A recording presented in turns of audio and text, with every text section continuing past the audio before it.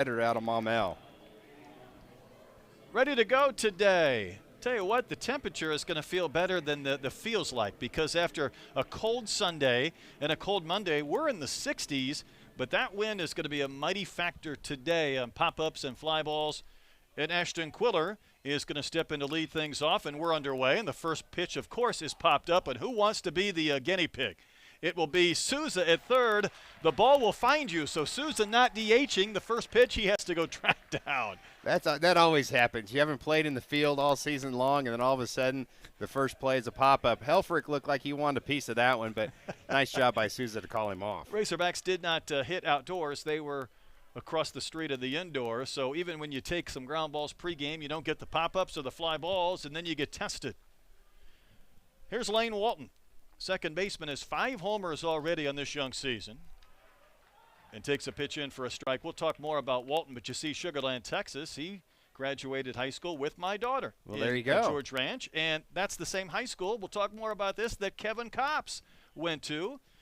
And Troy, not only did he homer on opening day, he hit 2 then in the second game of that doubleheader. However, he forgot to put his parents on the pass list today, so they had to purchase tickets once they made it here from Houston. That's going to have to come out of his allowance. That's a bad son. He better figure that out tomorrow and put Crit and Sherry on the pass list. Yeah, I believe he's got 5 home runs on the season already, really swinging the bat well. Long and lean facing Lee. And that pitch a little bit outside. The first thing Lane said to me today when he looked up to see the wind blowing in from right, he goes, "Is that the prevailing wind in this ballpark?" And I said, "Not normally, but go ask Robert Moore whether that wind blows in from right field and affects some baseballs." I think Robert Moore probably lost about 6 or 7 home runs his junior year. He said he tattooed one and he just knock it down. It's almost unfair. That wind might help something out to left field, but it's sure going to knock balls down going to right and right center. 2-2 pitch. Good breaking ball in there for strike 3. How about this stat, Brett? The Red Wolves came into this game hitting .413 against lefties. How about .237 against righties? And that's a really nice backdoor breaking ball by Peyton Lee. It's like about a big swing, righties versus lefties. Peyton Lee, though, giving up just 1 run and 1 walk in 4 1/3 innings against Tarleton, really got a lot of people's attention in some of the scrimmages preseason as he gets Engskov to swing and miss. Troy, there was one outing where he went 4 innings. I think in the first 3 innings he struck out 8. He ran out of gas in the 4th. He hit Helfrich on the wrist. And it was interesting because Bubba was here and watched the first 3 when he was electric. He went to make a phone call. I showed up in the 4th when he was giving up hit, Helfrich. And he comes out and he says, "Boy, Lee was amazing." And I said, "Amazing? I think he's terrible." And he goes, "No, he just struck out 8 in 3 innings." And then I told him what he did in the 4th, and then we compared notes and we were okay. But the totality of that appearance was really kind of eye-popping, to the point where DVH has used the phrase amazing a couple of times. Wow, there you go. That just talks about, how do you have to build these pitchers up, and that's something that Matt Hobbs does a really good job of it, knowing how far and how long that he needs to pitch each kid. That ground ball served into left to base hit. Engskov able to poke one between Souza and Pompey. And the first hit, first base runner for the Red Wolves. One of those seeing eye singles by Engskov, and you've got to find some space. You've got a 6'3" third baseman and a 6'4" shortstop, so they can cover some ground just in wingspan.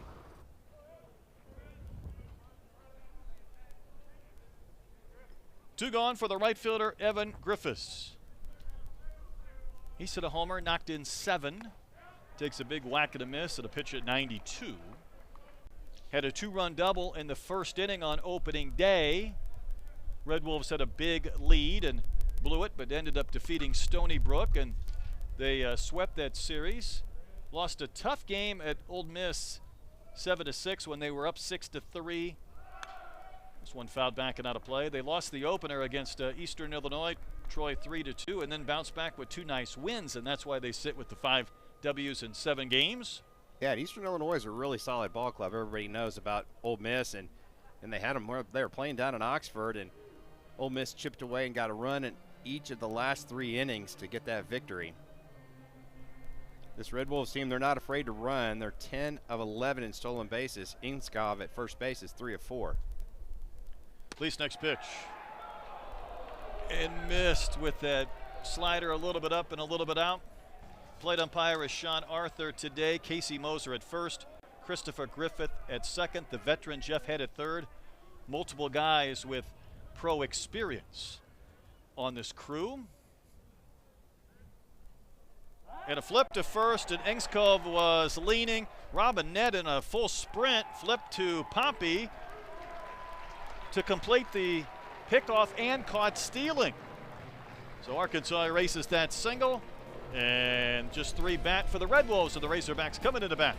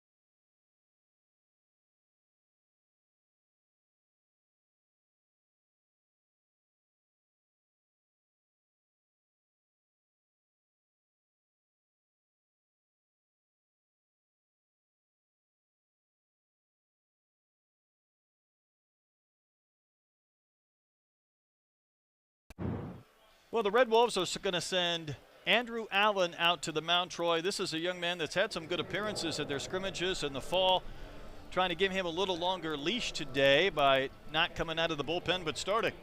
Yeah, we talked to head coach Mike Silva, and he said he'd really like to see him go 4 or 5 innings if possible. You're going to see the fastball run it up there around 93 miles an hour, kind of the old school 12-6 overhand curveball, and he'll mix in a changeup as well. Take a look at the lineup he will face for the Razorbacks. And I tell you what, the flu has not been kind to this Arkansas team. I'm not sure how many available bodies they have. Might look a little bit different, but New, Susan, Helfrich, the top 3. Asked Kojo how he was feeling, and he started coughing on me, so I think I've got the answer. Aloy in right, Robinette at first. Pompey will be at short, so no Brumbaugh to start. Stewart back in left, and Carson Willis will be the DH. There you go. Kind of shaking things up a little bit as Why not? His DVH. In part, that's what these midweek non-con games are all about. But Micah New ready to step in to begin things. New hitting 179 with a homer and 8 knocked in. What did I read? That he had a pop-up that dropped that had an exit angle of 83 degrees. Yeah, it was almost like the one that Pompey caught in the first inning, or excuse me, Souza caught in the first inning. 83-degree launch angle. It was about 5 feet away from home plate, and it was a double. You'll take it. First pitch is a strike over the outside corner at 89 from Allen.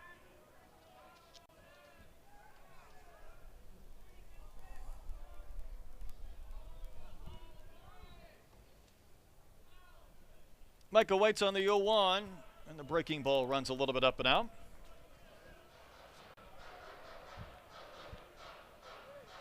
Allen was in the game in the bottom of the 9th when the Rebels of Ole Miss came back to defeat the Red Wolves. Hit batter and a couple of other aspects of that inning ended up resulting in a 7-6 loss. It was one of those games I think they felt like not only could they have won, they probably should have won. Yeah, those are the ones that are always kind of they sit with you, scratching your head, kind of going, Sure "Wow, do. we just gave that one away." A lot goes into building a lead over 7 or 8 innings, then to see it slip away. And I know Coach Silva really kind of wanted to figure out how to identify those roles at the back end of his bullpen. His closer a year ago is in the rotation. In fact, that opening series against Stony Brook, there were 6 left-handed starters between the two teams. I don't remember seeing anything like that in a long time. That is something for the record books, I believe. But I really like how Allen has His fastball's got some good run on it. Can't land the breaking ball yet. No one really took off on him. I think sometimes you understand when you're starting that you get a little bit of an opportunity where, you know, again, one run's not going to lose the game, but it doesn't mean you don't want to come out a little bit slow. And obviously you're not working with base runners when you start a game. Mike Anu lifts one a mile in the air to left field. This ball is going to fly to the hog pen and beyond. An absolute no-doubter. Mike Anu with his first Bomb Walker home run.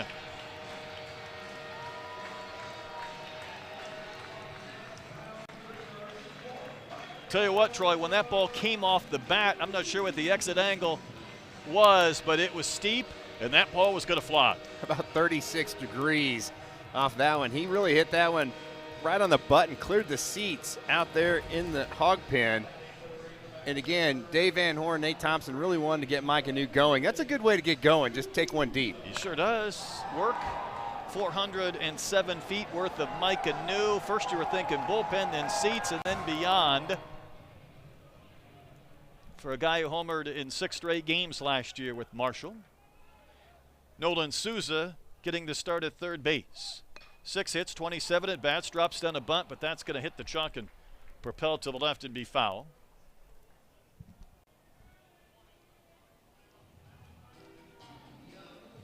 Souza already covered in dirt before he gets a chance to bat. He was diving after that single from Minks Cove in the top of the first inning. I was thinking about that home run by Mike Anu, and it kind of built around that Allen couldn't land. He threw back-to-back breaking balls, both up in the zone. I think Anu he felt like he was going to get a fastball in that situation, got it, and turned it around. And you mentioned before that Allen trying to land a couple of pitches, so at one point I think you can kind of maybe sit on one. That's right. Souza back and ready in the pitch. Big swing and a foul to the backstop. Really good fastball by Allen right there. Like I said, the fastball's got some life. It's got some carry to it. It'll stay on plane, which it means it doesn't look like it's sinking. A little harder for batters to hit. A lot of times they'll hit the bottom part of it like Souza did right there. 0-2. Down and out of the zone. Of course, coming back from that torn labrum in his right non-throwing shoulder.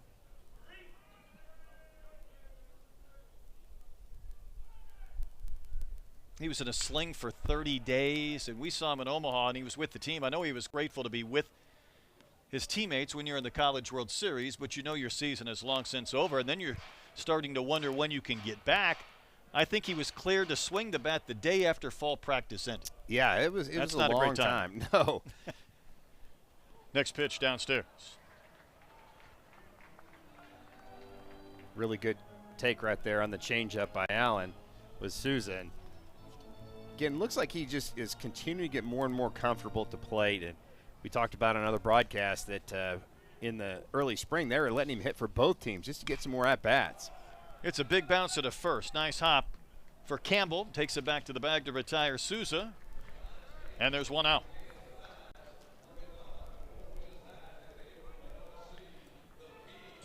Brings up Ryder Helfrich. Helfrich's first 2 at-bats of the season at Globe Life for homers. He has 4.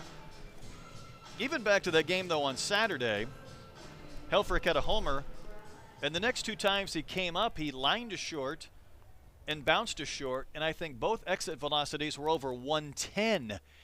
And a shortstop who had some issues, all of a sudden he's catching line drives and picking balls out of the dirt, and you're thinking, is that the same guy, and how hard do I have to hit a ball to get one by him? Yeah, that's right. Ryder is really seeing the ball big, and I think it really just gets back to his confidence level. He's feels really good about his swing, and that ball is just blistered into center for a base hit.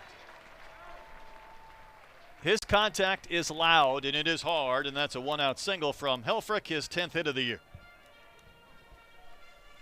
You know, I don't know if enough was made out of Helfrich catching Colin Fisher the other day and how well they worked together. As you see the swing, and he joked that it was like playing a video game where he could just throw the ball wherever he wanted it to.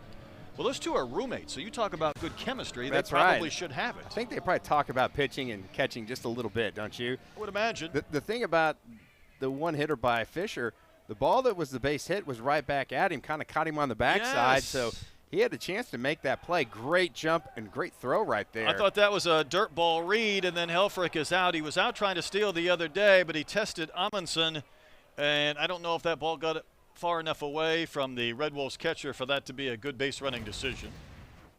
And he is erased. It's a good block. I mean, instant read, but the ball came right back up. That's a really nice tag by Enskov, the shortstop, to be able to go up and get that baseball and come down quickly with the tag. Kozel, 4 homers and 10 knocked in. Of course, he had the cycle on Saturday, and he was the guest on the postgame radio show, even though Kohio Eloy won the game with a walk-off try, and I loved what Kozel had to say. And he's going to wave and miss. Because, you know, everybody wants to know how you feel and how's the swing feel. He had a 3-word answer that cracked me up. He said, I feel dangerous. Now, today he could have said, I feel sick, because, you know, he was coughing on me and everything. But don't think I haven't co-opted that. And I even sent it to my daughter, who gets asked about 5 times a day, how's your swing feel? I said, the next time someone asks you, you look at them and you say, I feel dangerous. That's spot on right there. Can't you see Kozel saying that, though? Oh, yeah. I also like his comment about just concentrate on his breathing.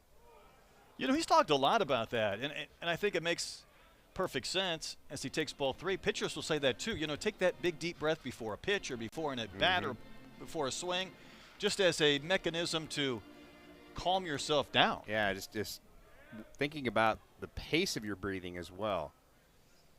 Here's a payoff pitch. Kozel fouls one back. We'll do it again.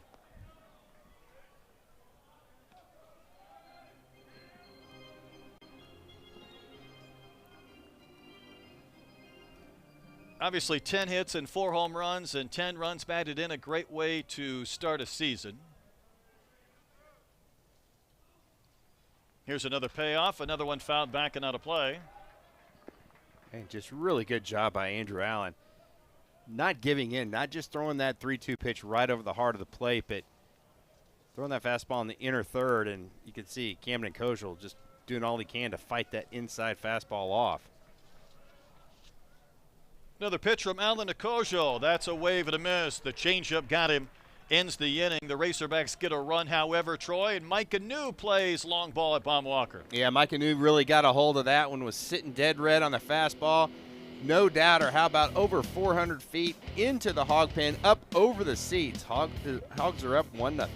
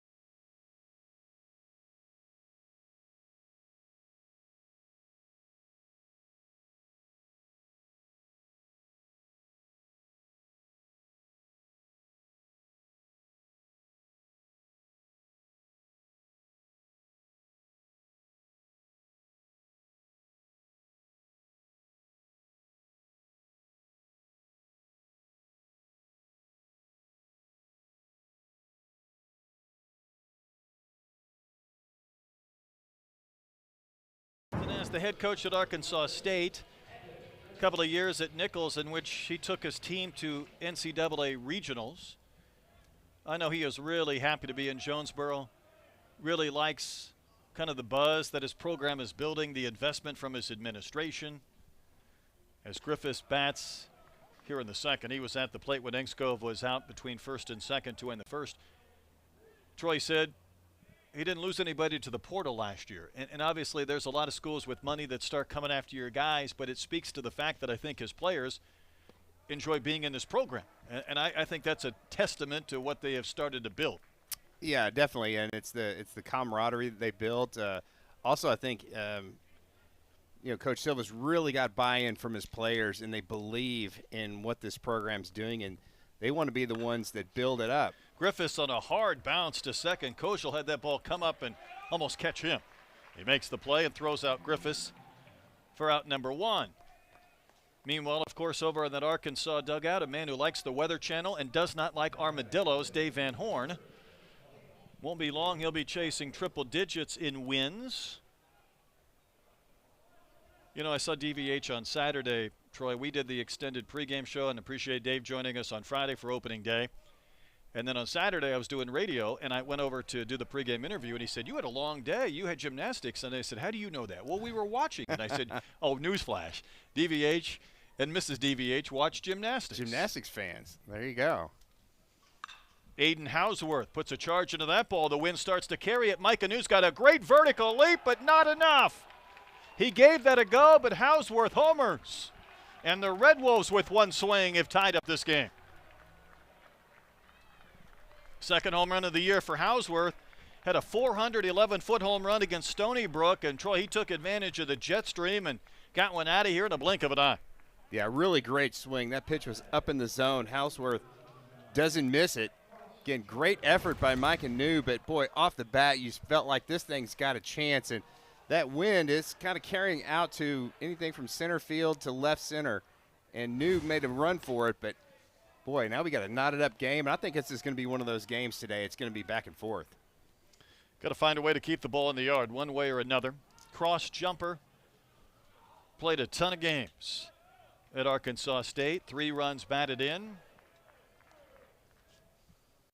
Jumper more than 150 career games with the Red Wolves, but he is a local product from Jonesboro.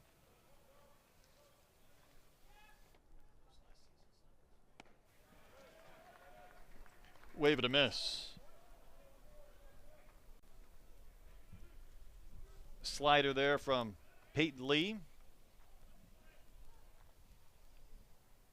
Working with Helfrich, he's shaking off a couple of signs. See what he wants to do on the 1-2. Hard hit into left, a base hit. So the slider didn't slide enough, and cross jumper singles between Souza and Pompey. Yeah, I think that you saw the difference between the location of those last 2 pitches. The pitch before that one, really nice one, down and away. Jumper swings through it. Then that one missed on the inner third, and you really don't want to miss a slider on the inside corner. Again, that sometimes you see that out of freshmen, just their location of their pitches, not as much as the shape of them, but where they put them, they can get hurt if they miss a spot. This is Kason Campbell. He's going to bounce one to the right side and past Koschel. Jumper will go towards third. The throw from Malloy is offline, and now Campbell is caught between first and second. Souza has to make a throw, but it's not in time. So a homer and a couple of singles that have just eluded Arkansas infielders, and the Red Wolves are in business here in the second.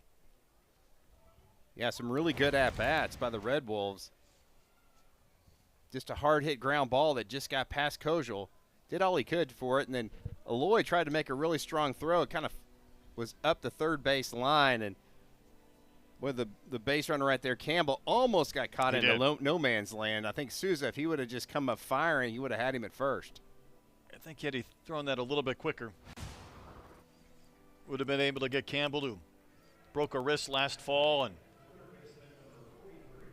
been trying to figure out a way to kind of get him back into that lineup. And I would say the one thing, though, we've seen this progress in this Arkansas State program, Troy, and I think you're looking at it in the first 7 games from this season compared to last year. Yeah, just much more quality at bats. I think swinging the pitches inside the zone and hitting the ball with authority. Here's Raul Torres, the third baseman. There's the slider that carries off the corner. Torres 2 for 7. Still just 1 out in this inning. Peyton Lee would love to see a ground ball at a middle infielders to turn to and get out of this jam. Torres from Puerto Rico through Indian Hills Community College. Has a count of 2-0 in his favor. Lee's pitch. There's another chopper and another base hit between Arkansas infielders. Red Wolves have the lead on a Torres single. It's 2-1. Troy, that's 3 straight singles between 2 Arkansas defenders who just could not quite get there. Yeah, just one of those innings where every ball just finds a hole, and this is going to bring Matt Hobbs out to talk to his young freshman hurler. And again, I think this is just kind of a pep talk right here, Brett, of like, you know, hey, you gave up a really hard home run, but you know those choppers are they're just sneaking through, and there's nothing you can really do about that. You just got to keep filling up the strike zone. So Matt Hobbs doing all of the talking before Caden Amundsen, the 9-hole hitter, bats. The one thing about that Razorback bullpen, it looks quiet now, and it was quiet this weekend. In the 3 games against Xavier, Arkansas used 6 pitchers. How often do you see a Sunday game where you don't have anybody come out of the bullpen? Yeah, that's let alone 3, 4, or 5 different pitchers.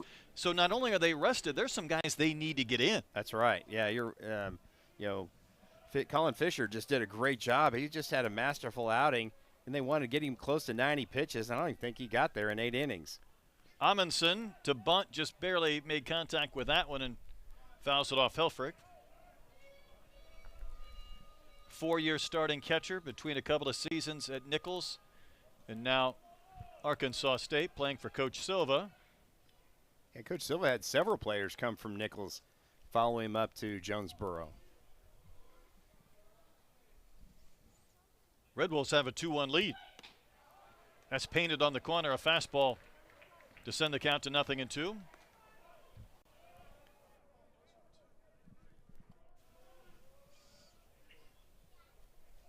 So Peyton Lee could use a little bit of love with Campbell at second, Torres at first. That one sawed off and hit over near the Red Wolves dugout. We got a really veteran crew working today. There's no doubt. Probably led by Jeff Head as the lead umpire. Guys with pro experience. Jeff Head's been in this conference, it feels like forever. 2-strike pitch, and it just plunked the elbow guard. Troy, when you hit the 9-hole hitter on an 0-2 pitch, when you've allowed 4 straight to reach, that kind of really gets the heart rate beat going, because he wanted an out, let alone now to see the bases loaded. Yeah, that one completely got away from Peyton Lee right there. Looked like a changeup that he left up in the zone, and goodness gracious, that is a big miss. Because it turns the lineup over. The bases are loaded. Now can he get a ground ball, maybe a double play? Ashton Quiller popped to third, his lone time in, and see his numbers from a season ago. The Red Wolves have a couple of guys worthy of some preseason all-conference recognition, including Quiller. That ball's laced to the gap, left center field, hit a ton, and 4 gonna score on a grand slam from Ashton Quiller. What a huge second inning for the Red Wolves. It's a 6-1 game. And Troy, when you couldn't get the 7, 8, and 9 hitters out, it was a possibility that one swing could do all kinds of damage, and that's exactly what transpired. Well, Ashton Quiller came in this game hitting .419. Boy, a hanging breaking ball right there, and he just absolutely hammers it.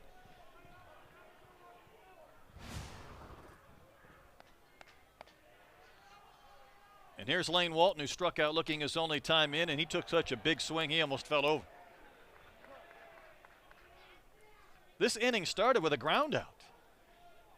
At least probably feeling pretty good. It went homer, single, single, single, hit batter, grand slam. And look how big those seeing eye singles are right now.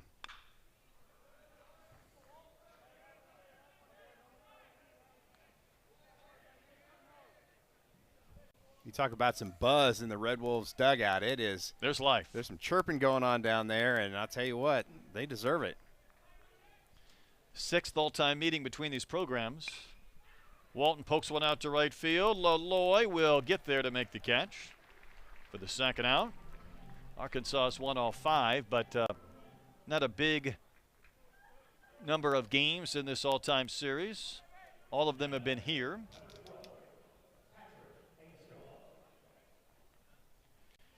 Engskov will be the 9th man to hit this inning. He singled an inning ago, but he was out in a pickoff and a caught stealing. And there's that slider that just, it's tight. It moves a little bit away from the end of the bat.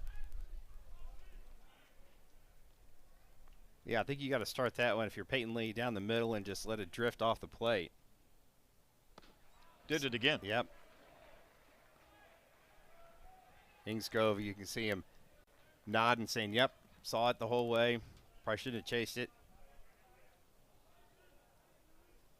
I like how he's come off the knob of the bat, a little bit better bat control with 2 strikes. 0-2, and all of a sudden Lee comes back with a little bit of fight to end this inning. But Troy, one big swing made a huge difference in that frame for Arkansas State. Well, it started with Aiden Houseworth, and he went big fly right over Micah New. And then with the bases juiced, how about Ashton Quiller? Grand slam for the Red Wolves. They're up 6-1.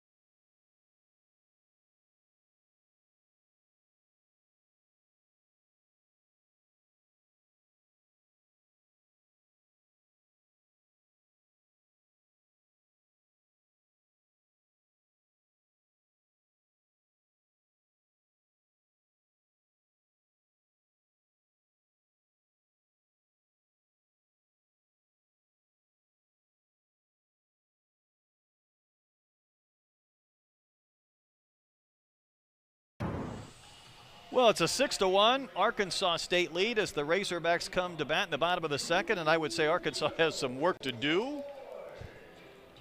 There's your all-time series.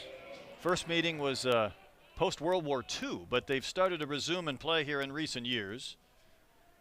Kahia Aloy leads off the bottom of the second. We did not have this game last year. It was an SEC network game. Of course, the announcers weren't here. Yeah. You and I were here, but we weren't the announcers that day, so it was a little strange. A difference, yes. Kahia Aloy with 3 homers and 8 knocked in, including what was a 424-foot homer to run rule Xavier on Sunday. He had the walk-off hit on Saturday that we're going to come back to because I'm still kind of shaking my head at it. But a nice note in the paper that said Aloy has ended 4 games with a hit in a couple of seasons. 3 times were home runs and that walk-off single on Saturday. So it's starting to become his thing. Yeah, started calling him Mr. Clutch. I believe he led the team in RBIs a season ago. 70. Fouled that one right back to us, but the screen took it out of play.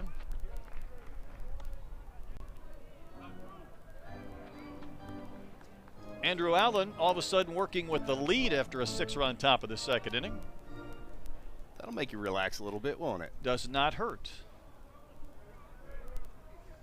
1 ball, 2 strikes to Aloy, and he stays on that breaking ball and drills it down the line and left.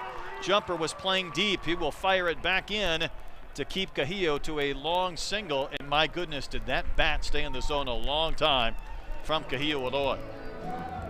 Yeah, I think you really hit the nail on the head right there, Brett. Watch this swing, and again, keeps that barrel in the zone for a tremendous amount of time. That's a really good play by cross jumper to cut that ball off. And again, when you're down 5 runs, you cannot afford to get thrown out at a base.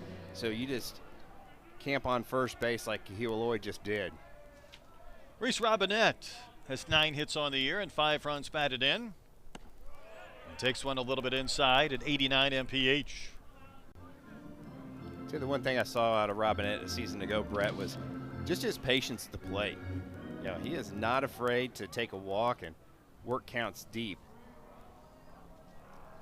That's a big strike zone when you see it from that angle, too. Some guys might give a little bit of a crouch. With the ABS now in Major League Baseball, they're contorting the strike zone to your size, so everybody's zone is a little bit different. It feels like Reese's strike zone would be vast.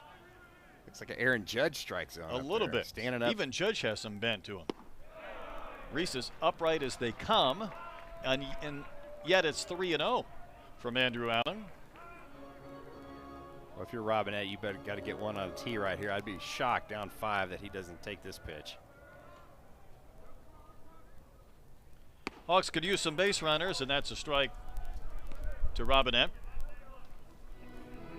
Andrew Allen, again, has not quite been as consistent as maybe the Red Wolves would like.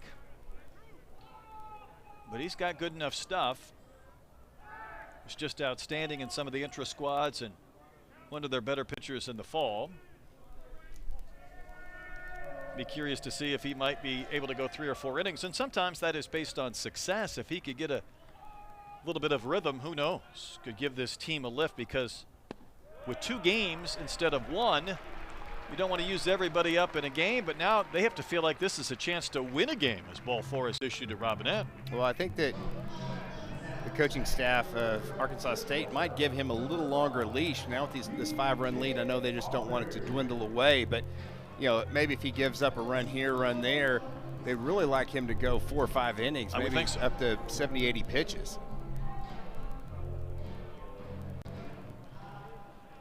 TJ Pompey is playing shortstop today. Brumbaugh not in the starting lineup. Sousa's at third, and a little bit of flu and sickness going through that clubhouse. I think it's been through the entire athletic department twice in the last couple of months. Pompey will take a strike over the outside corner. There are people in different programs that are telling me about their athletes getting the flu, say in January, and they're talking about it, and I say, is it the same flu, or has it gone left and come back again? That's the crazy thing. Yeah, it's definitely spreading around all Northwest Arkansas. Pitch is in the dirt, blocked by Amundsen. Hogs could use a bit of a bounce back second inning after a 6-run top of the frame from Arkansas State. And if you're Arkansas, you've got a great chance to put a crooked number up on the board. And I think if in this situation right now, if you told Arkansas State they're going to get out of this inning with just 1 run, I think they'd take it. Pompey pulled off a pitch that was a little bit down and out and came up empty. Kind of had a borderline first pitch strike, and I think that's why Pompey offered it that one. I think that was clearly out of the zone. Aloy at second, Robinette at first, and that is a wave and a miss. So a strikeout from TJ Pompey. That is the second K from Andrew Allen. Same pitch. Yeah, there's that big straight over the top curveball, 12-6, and TJ about halfway through that swing started trying to slow it up and just couldn't. I think you see more change-ups to the left-handers out of Andrew Allen than that overhand breaking ball.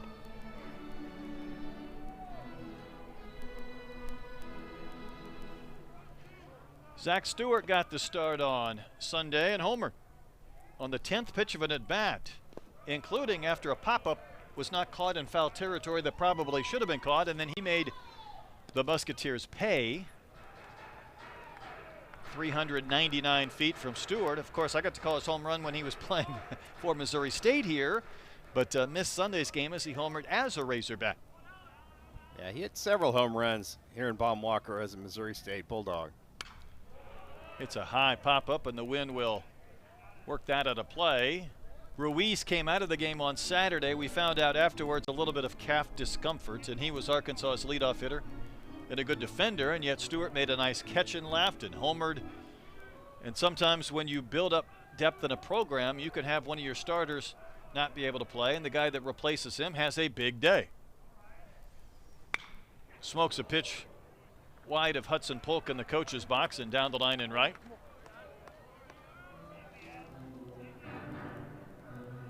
Tell you what, Andrew Allen, he's not afraid to come inside with that fastball, especially to left-handers.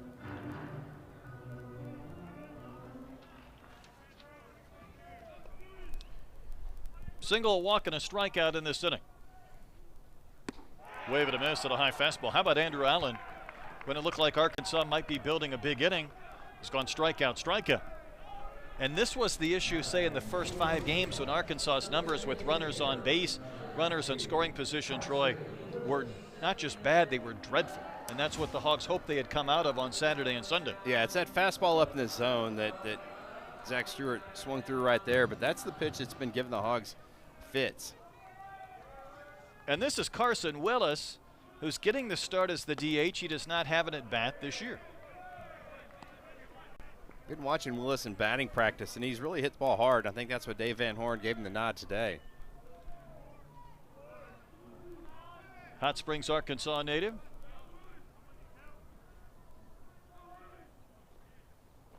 Missed the year due to injury a season ago.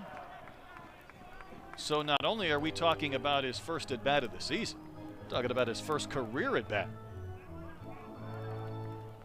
That heart's beating just a little bit faster than normal. Originally from Rogers, also went to Bentonville West High School. Counts 2-0. Make it 3-0.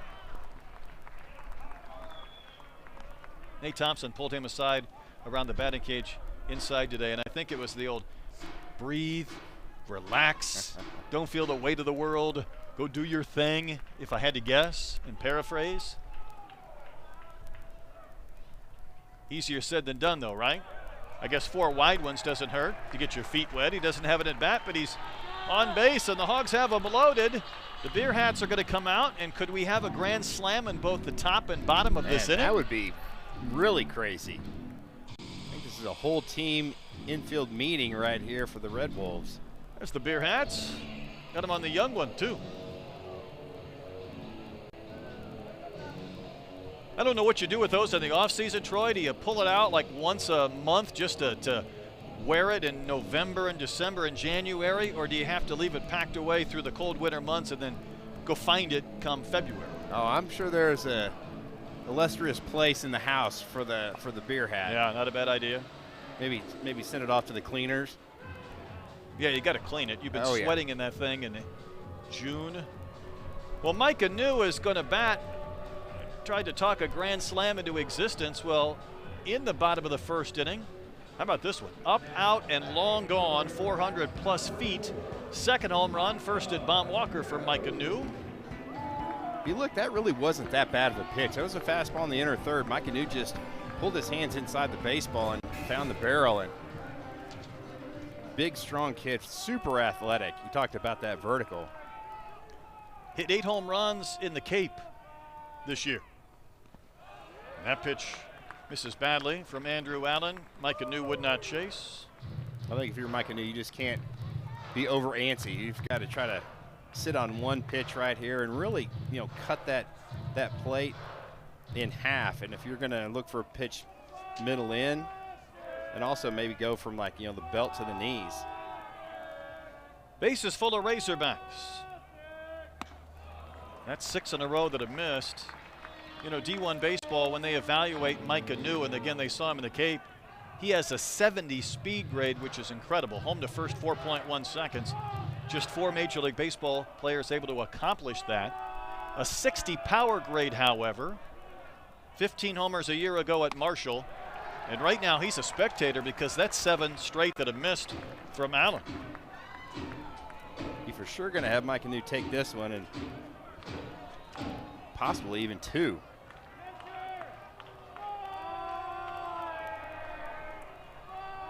Allen in danger of walking in a run. And then he recalibrates and pumps one right in there for a called strike.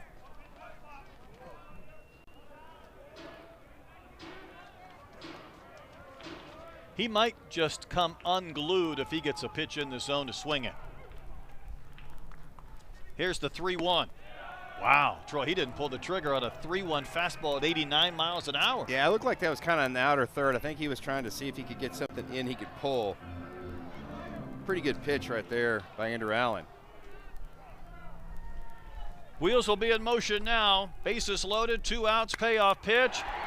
Dumped out in the left field for a base hit. This will chase home a run and maybe 2, but the throw goes to third, and the out is recorded before the run scores.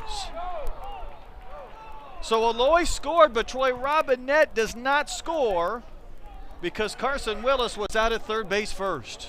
Wow. That's a base running mistake by a freshman that you just cannot make.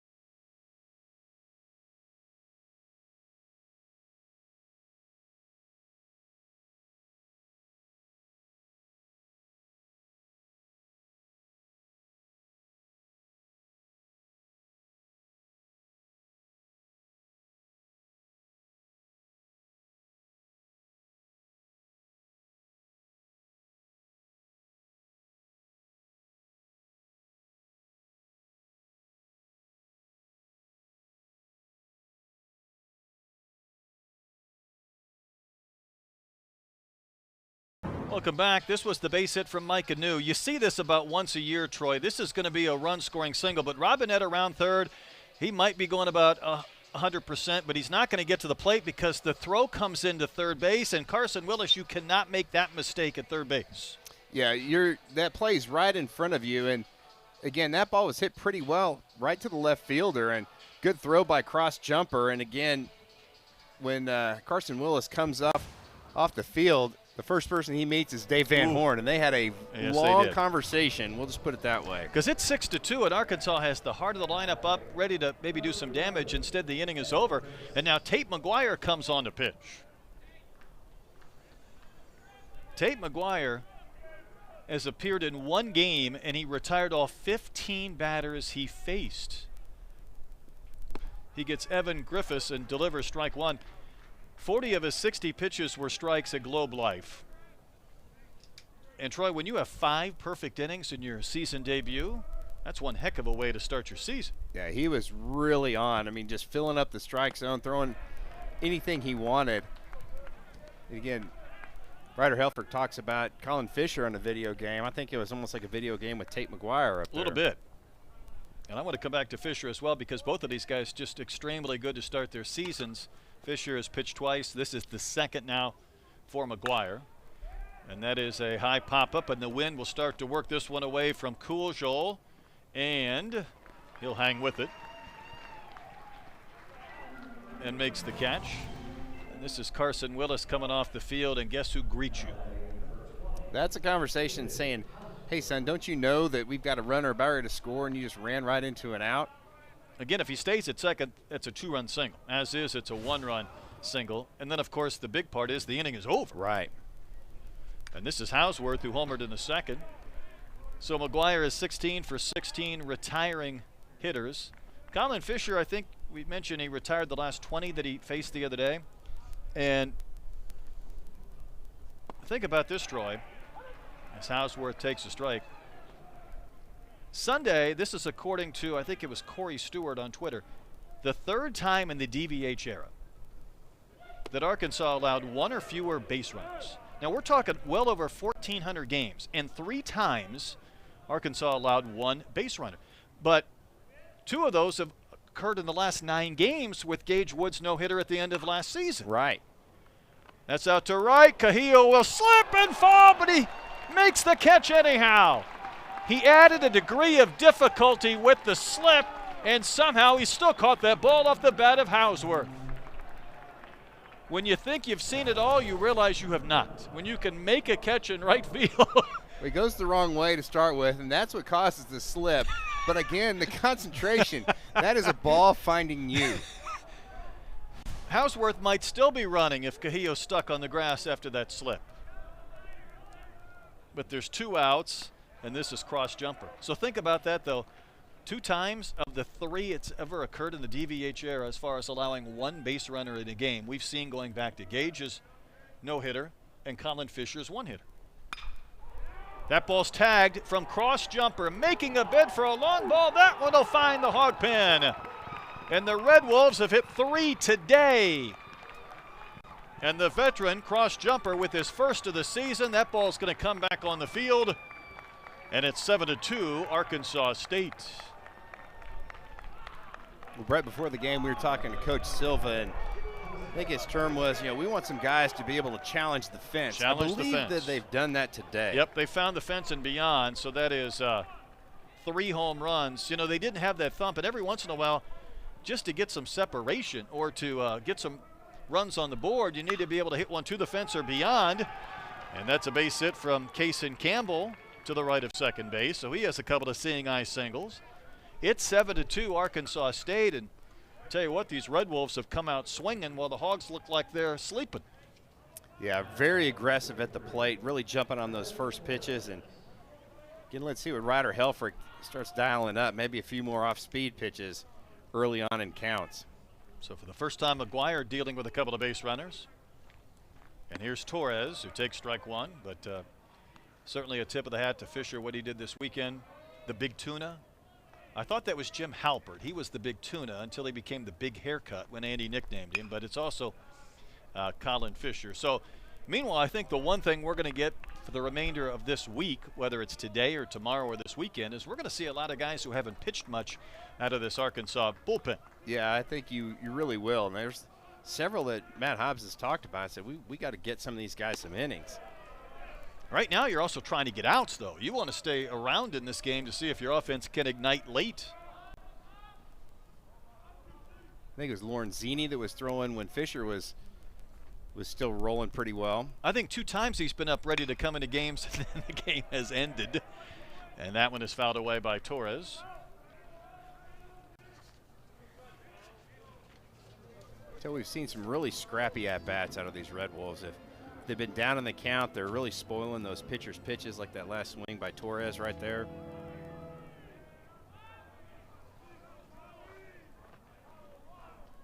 One ball, 2 strikes to Torres, who bats 8th in this lineup. McGuire did not miss by much.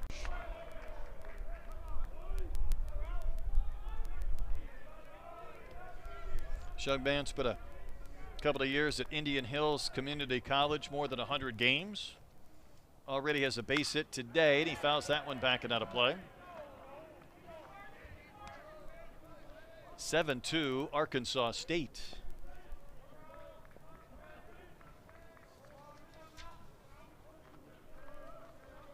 Couple of quick outs before a homer and a single.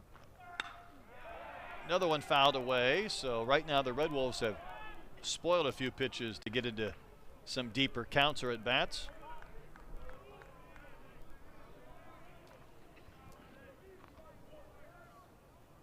Eighth pitch of this AB.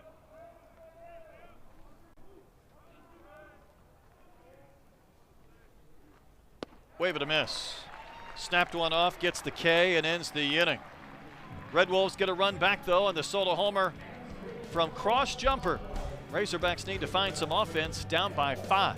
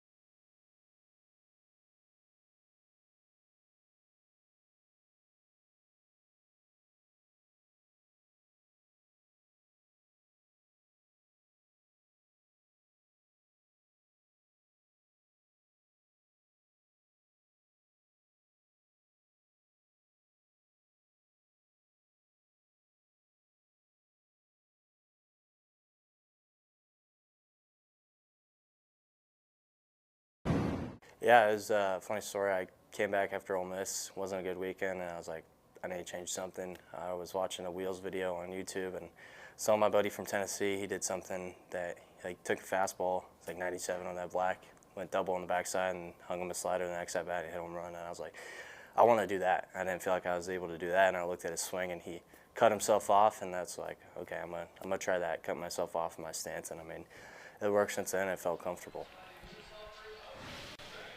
I like talking swings with hitters, and that was an in-depth conversation from Helfrich. And Troy, I know last year started slow, this year is not.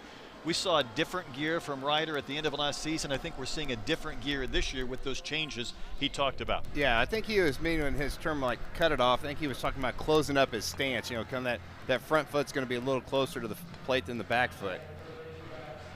They're going to face a new pitcher, though. Coming on for the Red Wolves, it's Brett Foss from Prosper, Texas. You're going to see Foss sit around 88 to 91 with that fastball, mixing a slider as well. Just a two-pitch mix guy. A lot of times you see that out of the. Nolan Souza, first pitch swinging. Greets him with a base hit to left, played back in by Jumper.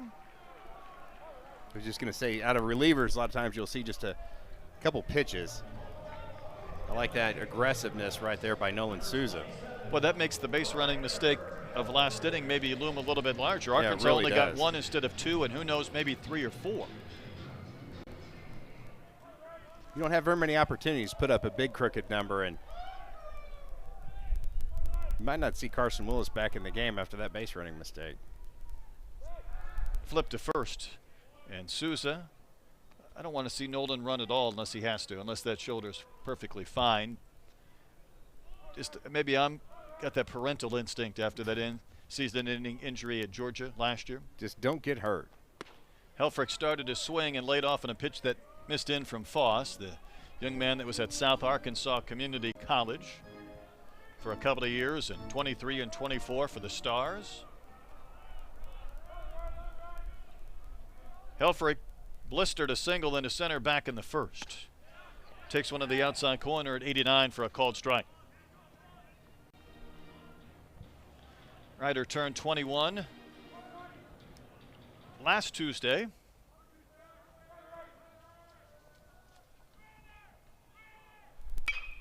Rolls one to short. There is Engskov. Gets an out at second. Back to first. Picked by Campbell for a double play. Nicely done by the Red Wolves to get rid of that leadoff single in turn 2. That was a great turn right there by Walton at second base. Just a good feed, got that ball out of his glove in a hurry. Denizkov, and look at the feed. It was right there, right where he needed to be. Up around his head, easy to handle for Walton, and made a really nice turn. Good pick over there at first base by Campbell. Indeed. This is Kojal, struck out looking his only time in.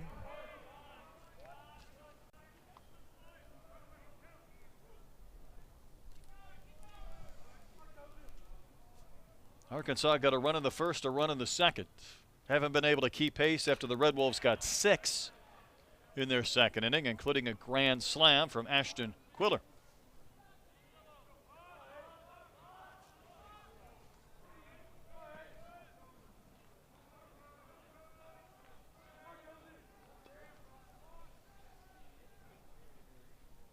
Next one to Kojal. Runs down and a little bit out. I think the approach against Foss for Arkansas, if you're left-handed, you got to think up the middle the other way. Big tight leg kick. Kind of floats that pitch over the outside corner for a strike. He raises that front leg in the air so much. I think you play a little bit of catch-up trying to find the baseball coming out of his hand. You'll see it from this angle. And then he does kind of sling it just a bit as well. It's a bouncer foul. Gives you a little to look at. Sometimes I feel like that ball might get on you a bit as a hitter when you're trying to find that release point when he's coming from almost behind his right shoulder. Yeah, I think that's what he's got a lot of run with that that fastball away from left-handers, and that's what you'll do when you try to pull that pitch. You'll just roll over the top of it for soft contact right down the first base line.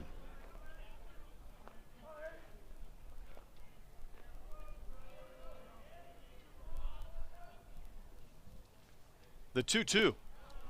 That misses to Kojal. Count has gone full with Kahio Aloy waiting on deck. I think the thing that Arkansas has to do is remember it's the third inning and not try to get all the runs back at one time. Here's a payoff. That's down. That's ball 4. I think sometimes, Troy, when you're trying to come back and maybe a base running mistake ends an inning, or you had a caught stealing in an inning or a double play, you feel like you've just given away an out on the bases in every inning. That's right. To this point. We talked about the read that Ryder Helfrich thought that ball got away, and that ended the first, and the big base running mistake by Willis, and then you just too many. Yeah, you had just a couple in the first couple innings, and those were big. Here's Aloy, single down the line and left in the second, and takes strike 1. I think you're right. I think Foss is kind of sneaky fast. I do too. I think he lets go of that ball, and if you're a hitter, you're thinking, okay, well, it's going to be a little soft, and it's got a little zip to it. There's something deceptive. It's not close. A ball and a strike to Aloy. I think if he can work that outside corner from righties, he can almost start that ball off the plate and kind of tail it back in. Looks like a wiffle ball pitch. Aloy looking for something to drive, and boy, he just tattoos balls even when they don't stay fair. Jumping down the line and out of play. He avoided any serious hamstring issue at the end of that stay in Globe Life. It was the wrist during the home run derby in the Cape, and then there was mono, and then there was a wisdom tooth, and then there was a hamstring strain. He's checked a lot of the boxes off the injury bingo card and has avoided any serious issue. I know the wrist wasn't much fun at the end of the summer because he put some torque on those wrists, and yet he came up empty. Foss gets the K. Arkansas had a couple of base runners, but only 4 come to the plate. It's been all Red Wolves so far here midweek.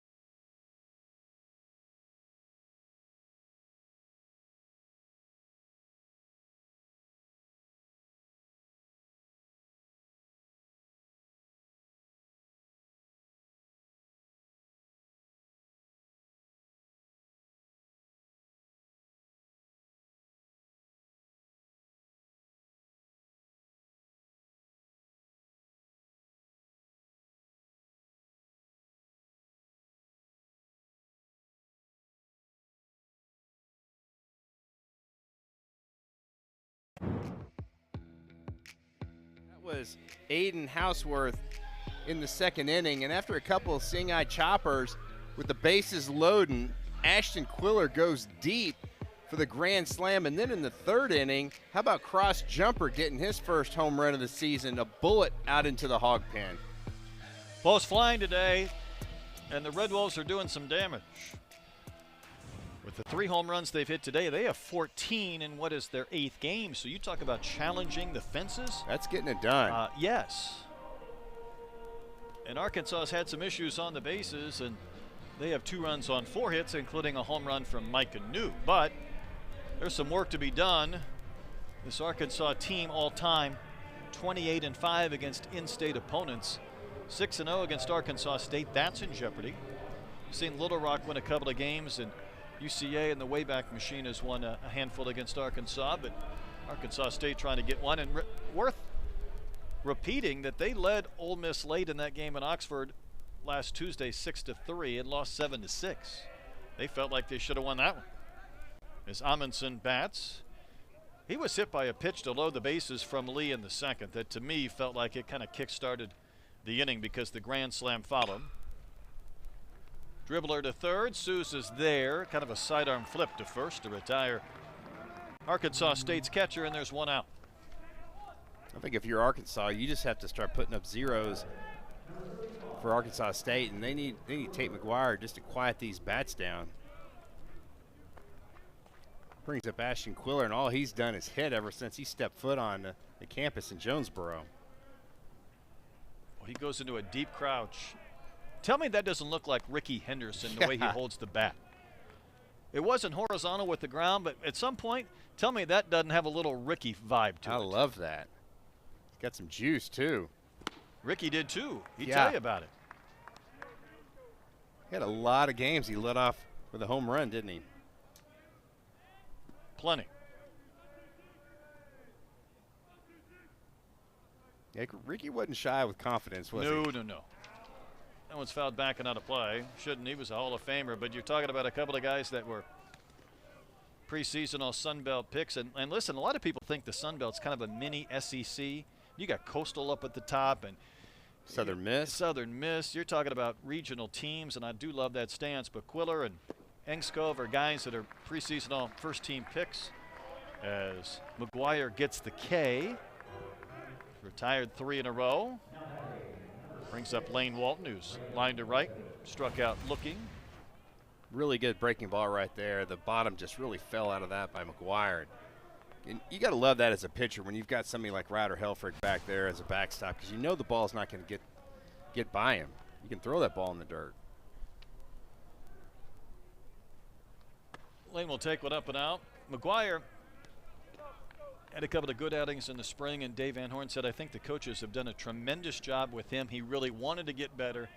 They coached him up, gotten better. Walton skies one to right field.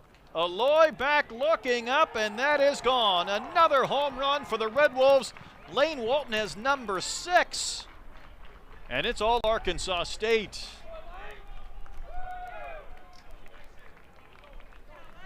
They keep flying. I think the parents are going to be okay with him not giving him a pass, but after a swing like that. We talk about some great extension right there out of the big 6'4" frame from Lane Walton. It was a no-doubter, almost hit on top of the building.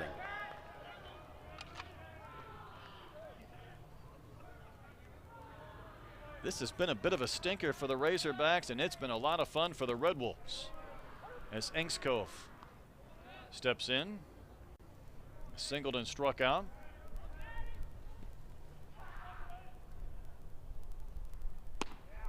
Good pitch over the outside corner.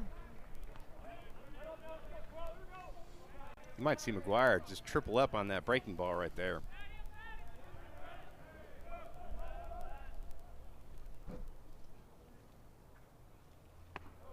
He did.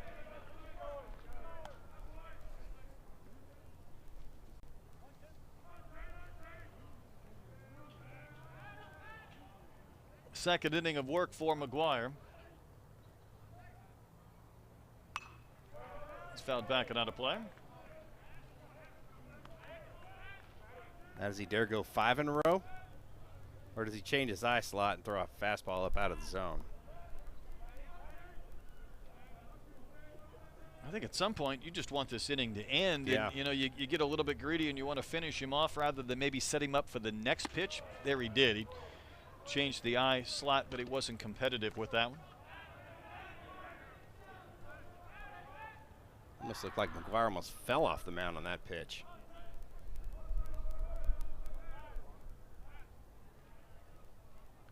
The 2-2. Fouled right at the plate again.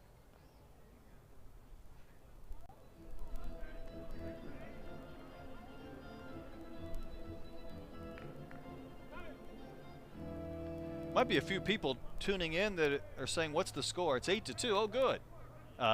Good if you're Arkansas That's State. right. Depends on who you're cheering for. 2 balls, 2 strikes. That one's not close. You know, kind of finishing off these Arkansas State hitters has not been easy today. They've been fouling a few away, or Arkansas pitchers have been out of the zone at the wrong time. Yeah, I really like the approach at the plate by the Red Wolves. Very scrappy. Another one fouled back.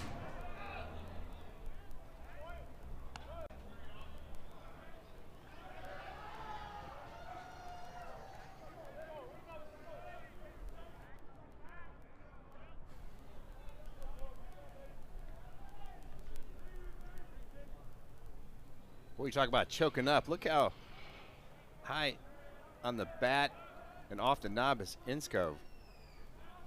He's really shortening up. Here's the payoff. And another one fouled back and out of play.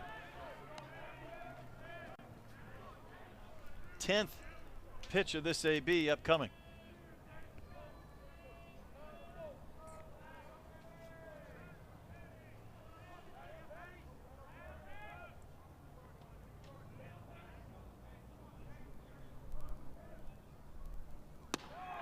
That's down. That's ball 4. Inskov just outlasted. Oh, did they ring him up? They did. I'm not sure Inskov agreed. McGuire will take it. That ends the inning. But Lane Walton had some fun for the Red Wolves. This young man from Texas with the big leg kick got one up and out. A little bit of a bat flip. Home run number 6 on his season for number 6. And the Red Wolves knocking a few over the fence.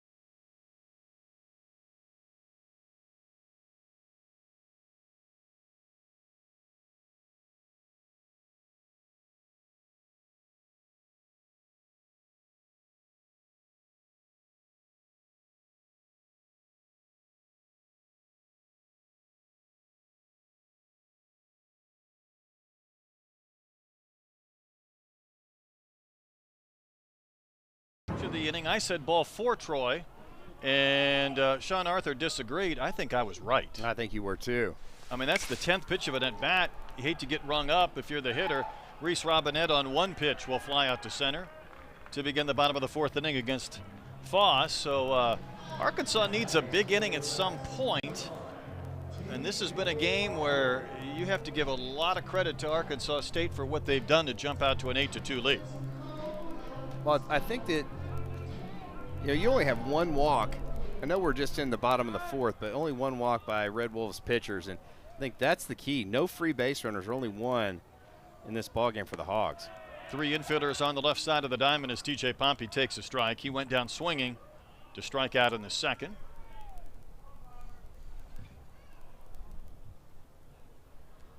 Got something wrong with that helmet? Gonna do a little repair at the plate. It's TJ Pompey. Trying to get his guard must have been loose or something. He said, I'll just take it off. Throw that thing off. That looks like he's got a mouthpiece on the side of his helmet. That's different. 0-1 pitch. Anthony's called a strike.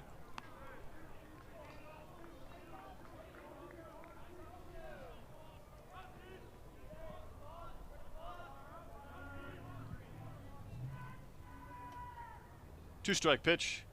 Pompey will cut and miss. So Foss had a lot of movement away from the zone, and that was a 3-pitch K. 2 very quick outs at a quiet bottom of the 4th inning. Yeah, when you're struggling, that's what you do. You take the pitches in the zone, and then you swing at the pitches outside the zone. And I'll tell you what, it's easy to hit when you're up here in the booth, but when you're struggling to see the spin on that baseball, it can be a difficult task. It's not a lick of fun when you're doing that. Number of times I've seen Arkansas call an offensive timeout in my tenure is about I don't need all maybe my 2. fingers. Yeah, right, correct. They're using 1 here, and I think this might be an approach conversation. Obviously, there's a little gamesmanship when you try to slow down and the pitcher is working on a quick inning. Xavier did it a couple of Right. times, which of course sent Bubba into a tizzy when I was with him. So we commiserated in our thoughts on the offensive timeout. But nonetheless, I think Nate Thompson has two ideas in mind with this TO. Yeah, I think so. I mean, again, Foss is kind of on a roll. You need to get something going offensively, and I think he's also telling Stewart you're probably going to see the ball in the outer third.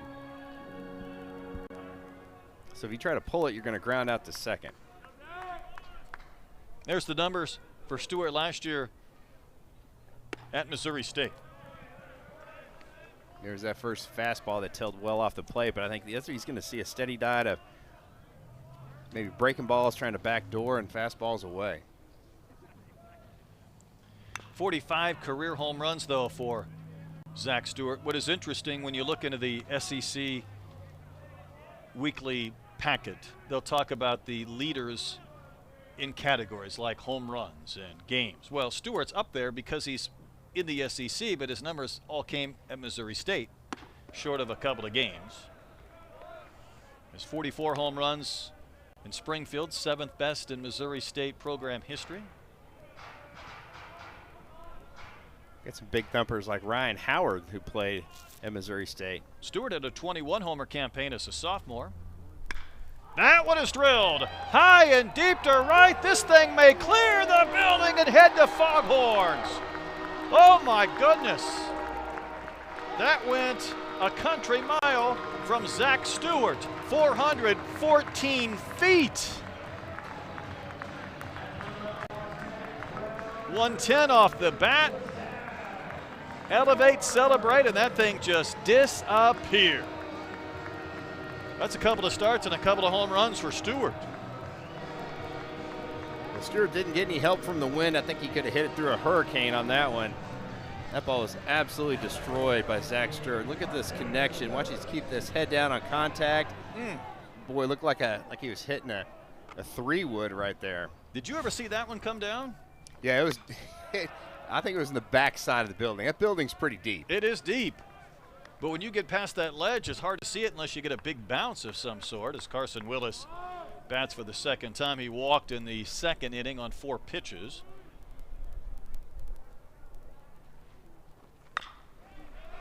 There's a chopper to third. Torres will come and get it. Good glove guy makes the play to retire Willis to end the inning. Arkansas gets one back on the Stewart homer. We got a lot of baseball yet to go as we head to the 5th.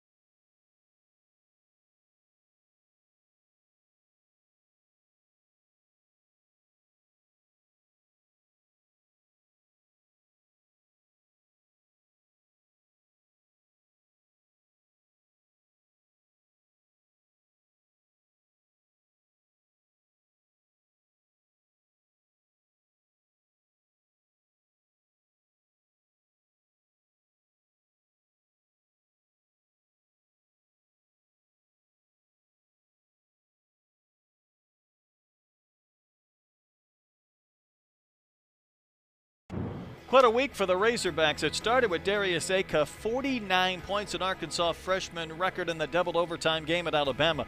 Robin Herron in softball threw a no-hitter. I think it's her 3rd in her career. That was on the 20th. Same day, opening day at Baum Walker, the home opener. What a crowd. Almost 10,400, a record. That night, Morgan Price got the first 10 in Arkansas gymnastics history with her vault.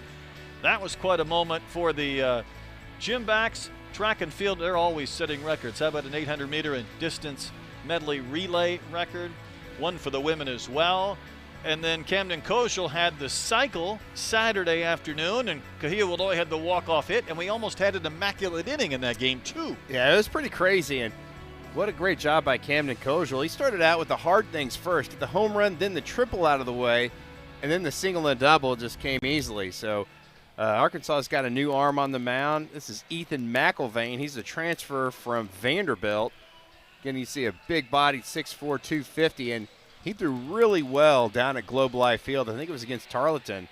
And they wanted him to repeat right here and just try to keep the door closed on these Red Wolves. They have hit everything that Arkansas has thrown up at them at this point. You see the ERA, it's not what he wanted, and he was pretty open with us talking about his sophomore season and wanted a little different result and came here to Arkansas. He's on in the 5th inning. And the Hogs have some work to do, trailing 8-3. This is the cleanup hitter, Griffiths, who's 0 for 2. He'd like to join the parade, and he takes strike 1.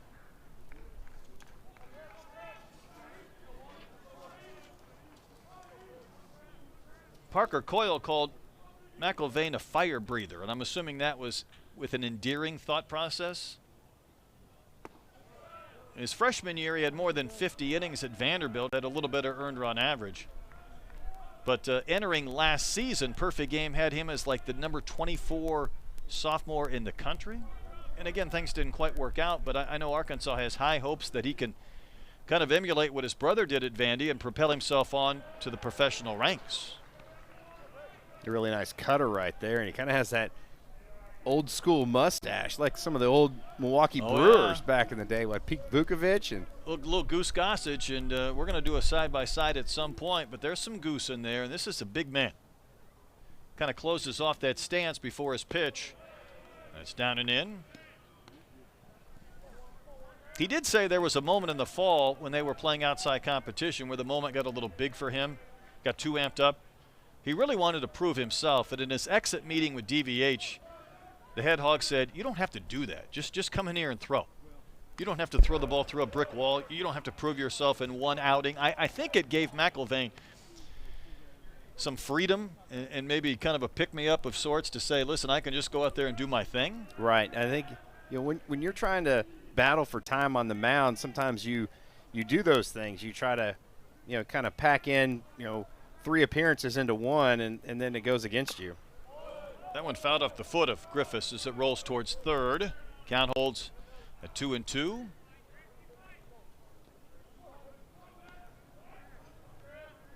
Didn't feel great. It'll take a while to get the feeling back in that foot. He's got that protective guard, but it must have missed it. One thing you notice in that shot, though, about McIlvain, the uniform number, 33. Remember who wore that one? Pretty nice left-handed numbers for the last few years for the Hogs. Zach Root, Hagen Smith. Go back a little farther, Nick Schmidt. Yeah, another one. And he said the biggest goal in wearing that number is I have to make some strides. I see that in my locker every day, and it kind of reminds you there's work to be done to equal what the guys who wore that number before me. I think Drew Smiley was a 33. He had a pretty good career in the big leagues. This at bat may never end, though. Still waiting for a verdict. 3-2.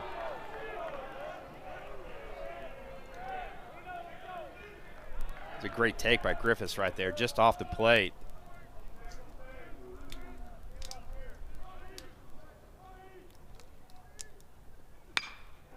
Another one fouled away. Just an absolute battle by these Red Wolves. No matter what happens here, I'd have to say that so far in this part of the game, Coach Silva's got to be really happy with how his guys have just competed at the plate. I would say so.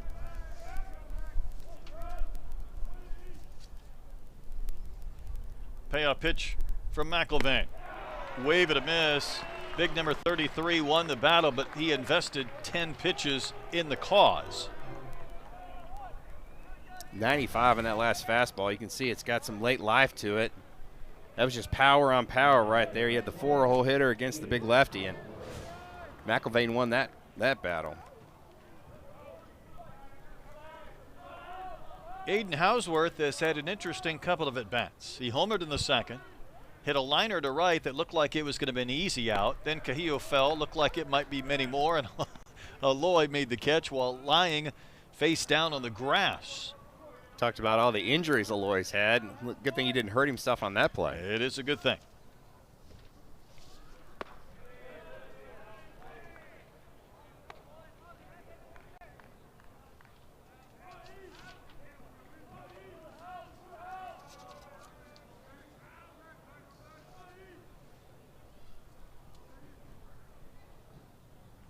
one thing about this Arkansas State team, and you know, you got to have a little bit of adversity here or there, even though you'd really prefer that not be the case. They lost their cleanup hitter. It was Jalen Fox, and he had a weird kind of swing and got locked up on opening day. And then at Mississippi State, his knee basically gave out on him in the batter's box. And Troy, that was a guy as a freshman that was going to be hitting right in the darn middle of the lineup, if not cleanup. And you know, his season is over. Yeah, I like how Coach Silva described him. He said he's just a special player with a special talent. And now they can't wait to get him back, but it might be a while. 2-2. Defensive swing from Hausworth, able to spoil it. You know, sometimes when you have an injury, say in the fall, you might have a little bit of time in January to kind of see what it's going to look like without a big player. But when it happens in the first couple of games of the year, yeah, it's really tough to get hurts. back. Yeah. Hausworth has battled a few injuries himself, had a long homer against Stony Brook on that opening weekend. McIlvain will K him here, so 2 batters faced, 2 strikeouts. Dude, McIlvain's not trying to be tricky right there. That's just fastball right down Broadway. He just overpowered him.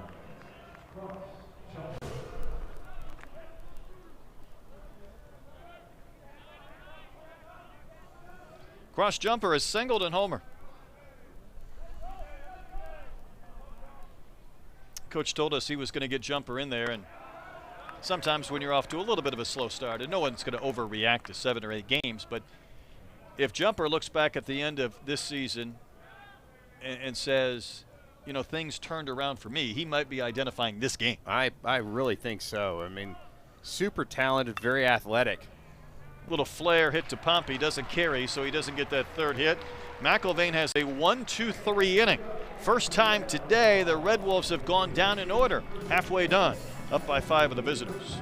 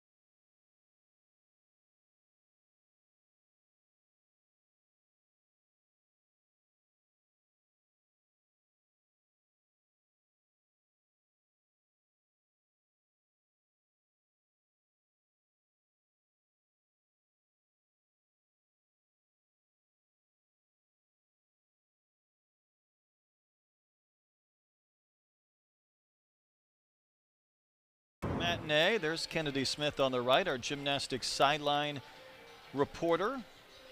Put her to work last week for a gymnastics meet. Got another one coming up a week from Friday when Arkansas is going to try to set the all-time gymnastics record, which is almost 17,000. They want more than 17,000 at Bud, so I'll expect you to be there, Troy, 1 week from Friday. Okay. No baseball for you, straight to gymnastics. I just skipped the game. Here's Micah New. Micah singled and homered. You know, the one thing I like about DVH, you always get an honest answer, and you never have to wonder what he's thinking. And somebody said, you know, what have you seen at a Micah off to a slow start? He said, he's not swinging at strikes. It's not complicated. You can simplify it quickly. When you don't swing at strikes, it means you're swinging at balls and you're complicating matters. So as much as we have all the analytics and all the data and the exit velo and the quadrants and the pitching, sometimes it comes down to swinging at good pitches to hit. That's right.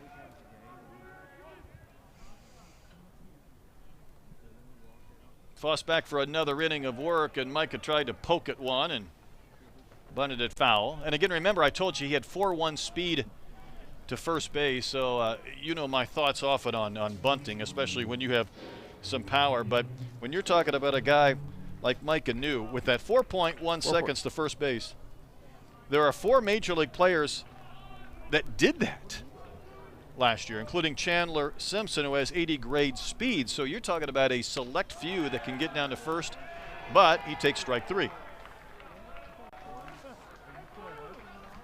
So Foss continues to keep these Arkansas hitters a little bit off balance. Did he clip that corner? I think he did. That's a really great pitch. Yeah, that's an unhittable pitch right there. That's great 2-strike pitch. That's Foss just dotting that outside corner. Sometimes as a hitter, you have to tip your hat to the pitcher, and that's one of them right there. There's Nolan Souza. He's grounded out and single.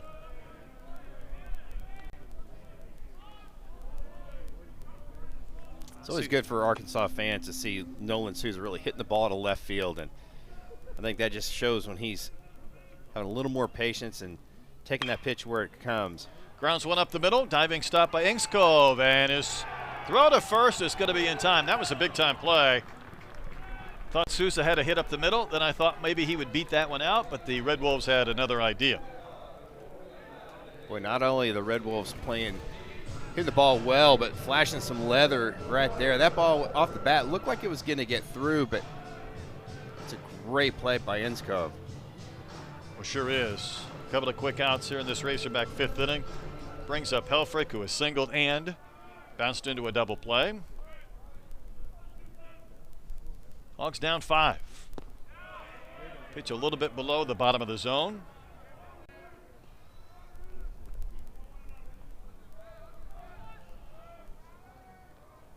Arkansas scored single runs in 3 different innings, but they've been running uphill since the top of the second. That's a swing. That is not picking up the spin right there because that missed in the left-hand batter's box.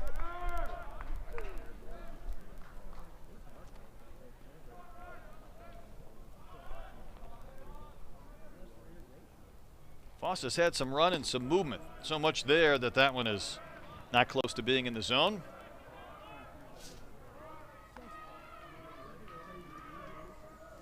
Arkansas has hit a couple of home runs as well, but they've also lost the home run battle to Arkansas State.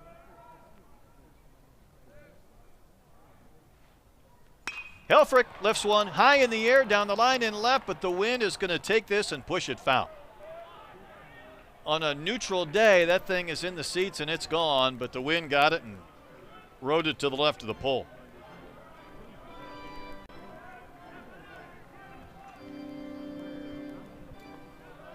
I think you're going to see Foss throw this one down and away again after seeing that ball fly almost out of the yard.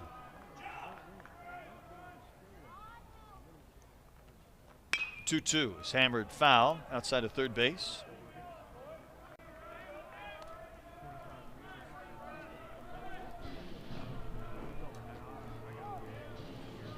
Feels like for Arkansas, this game needs something like a Mountain Dew or a Red Bull or something. They need some. They need a jolt. It's down and out, and the count's gone full.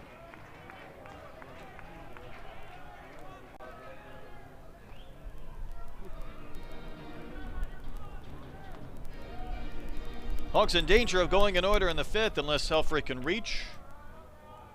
Foss ready with a payoff. And the 3-2. A late check swing and a soft foul ball, and we'll do it again.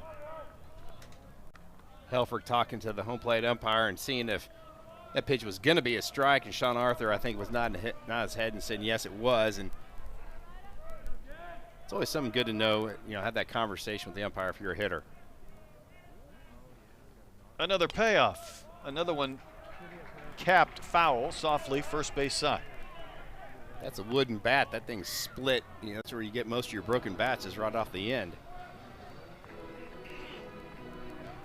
But I wouldn't know anything about that. Probably not. Never did that in my career.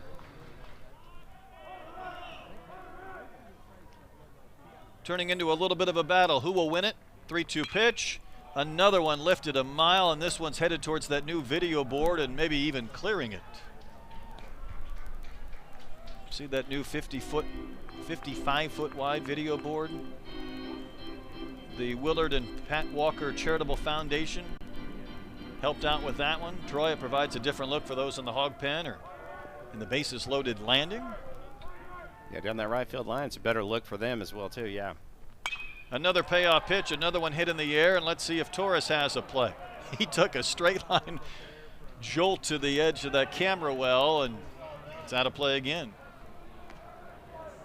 In the old days, there'd be a few Razorback players racing outside to pick up baseballs on the street and bring them back in.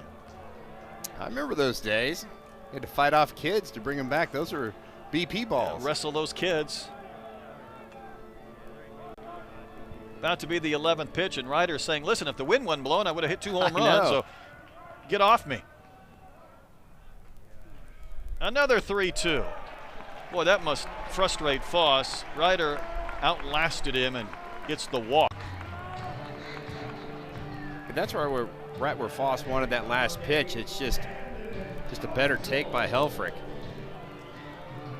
Sometimes even little things like that, like a great quality at bat, can really spark a team. If Kojal can come up here and take one out of the yard, might be just what the doctor ordered for the Hogs. Okay, I see you working. You can talk it into existence. I was talking Kojal's cycle into existence about the 3rd inning on Saturday. So you gonna claim that? Well, Bubba said, are you talking the cycle already? I said, well, you have to. A home run and triple are out of the way, and we've got about 6 innings to go. Those are the hard ones. Again, lefties are going to see everything down and away. Kojal's got good opposite field power, though. 4 home runs already for Camden. But this pulled that bat back after squaring, and the count 1-1. Kojal went to the Team USA tryouts in Cary, North Carolina, off of that incredible week back at home for the College World Series, then went to the Cape.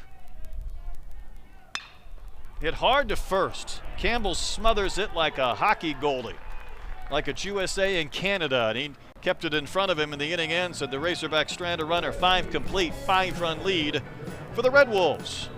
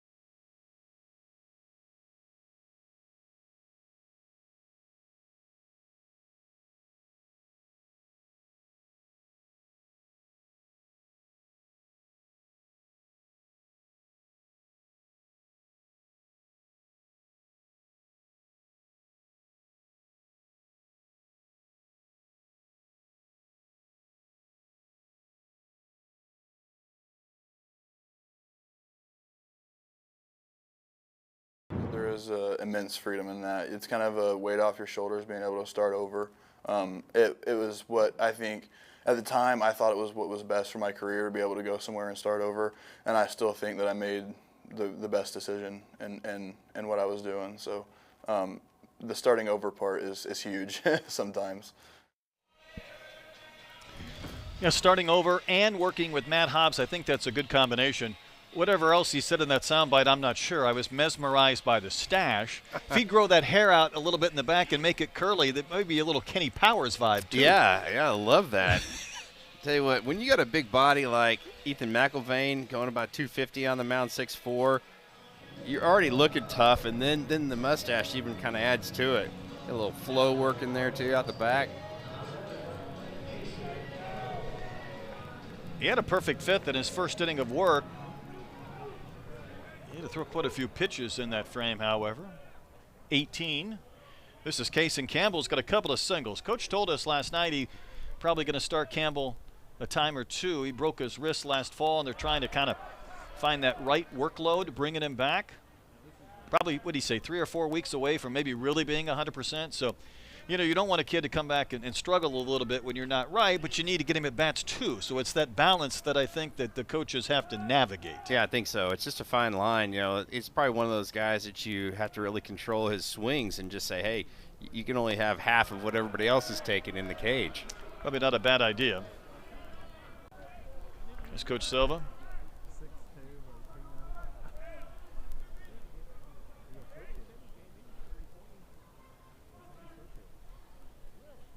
McIlvain closes off that stance before he pitches. Not easy for these lefties to hit against. Pompey will charge and scoop and throw. Somewhat close at first, but Campbell retired. Seen Pompey at third, now it's short. And listen, anybody that's going to be replacing Vahiva Loy, whether it's the transfer, whether it's the freshman, we became so accustomed in recent seasons to seeing elite defense from Vahiva. The routine play, well, like everything looked routine to him, even bad hops, but just some of the circus catches that he would make on pop-ups into shallow outfield they were Sports Center-like. I've seen a lot of great shortstops not be able to do that, go back and make that over-the-shoulder catch, or you get called off, or you get nervous. He just turned hits into outs as Torres bats for the third time. So I think sometimes you almost have to adjust your expectations a little bit, in the sense that we can't expect everybody to be perfect, and yet it's hard not to, because you know, even before Vahiva, you start thinking of Jalen Battles, and you think of other tremendous shortstops that Arkansas has had and coached up by Dave Van Horn, among others, just in the 7 or 8 years that I've been here. Yeah, absolutely. I love the line that Dave Van Horn said to Vahiva on his recruiting trip. He said, "Are you going to let me coach you?" And he said, "Yes, sir." And he asked him again, "Are you going to let me coach you?" And I think that's what you're going to get from there's a good look at Carson Brumbaugh. Honestly, I think it's the best thing a coach can say to a player. Right. Because how do you answer that? You know, if you're going to turn up your nose, or you're going to say to a Hall of Fame coach, no, well, obviously that's kind of on you, and that's a wave and a miss. But when you put it in those terms, are you going to let me push you and coach you up? I think as a player, it almost fires you. Right. To say, well, if you think you can get more out of me than I think I can get out of me, then let's go to work. McIlvain missed a little bit with that 95-mile-an-hour heater, and the count has gone full. I'd prefer him just to come right after Torres here and see what he might be able to do. You can see the Arkansas faithful behind the plate. That's a pitch that they thought that Sean Arthur's given the Red Wolves at times. Payoff pitch. That's down and in. That's the first base runner against McIlvain after he had retired the first 4. By the way, the Red Wolves have left 1 guy on base all game. Well, they've scored 8. Yeah, when you're raking and had 10 hits, there's not a lot of opportunity to leave guys on. Yeah, you're right.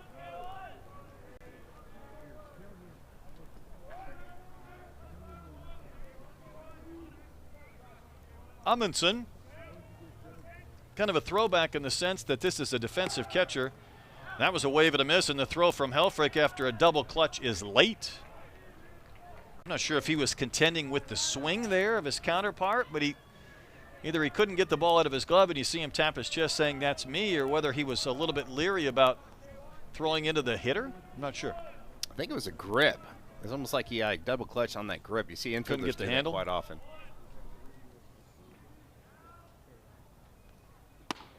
That pitch a strike over the inside corner.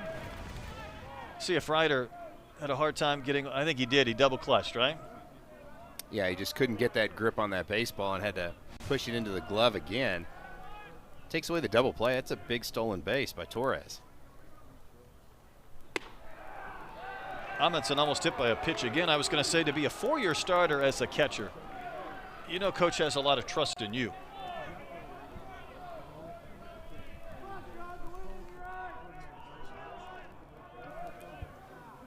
One and two the count. Torres starting around second base, and that's fouled at the plate. Let's take one more look to see if that ball kind of, he's trying to almost flip it into, oh man, there's a wonder he even came up with that. That's a triple clutch. Yeah, well, I tell you what, he caught it in the webbing, which catchers rarely do, and that's what started it all. He gets that in the pocket, I think he's going to be able to get a good grip on it. McIlvain kind of fighting his way through the bottom of this lineup here at the top of the 6th inning.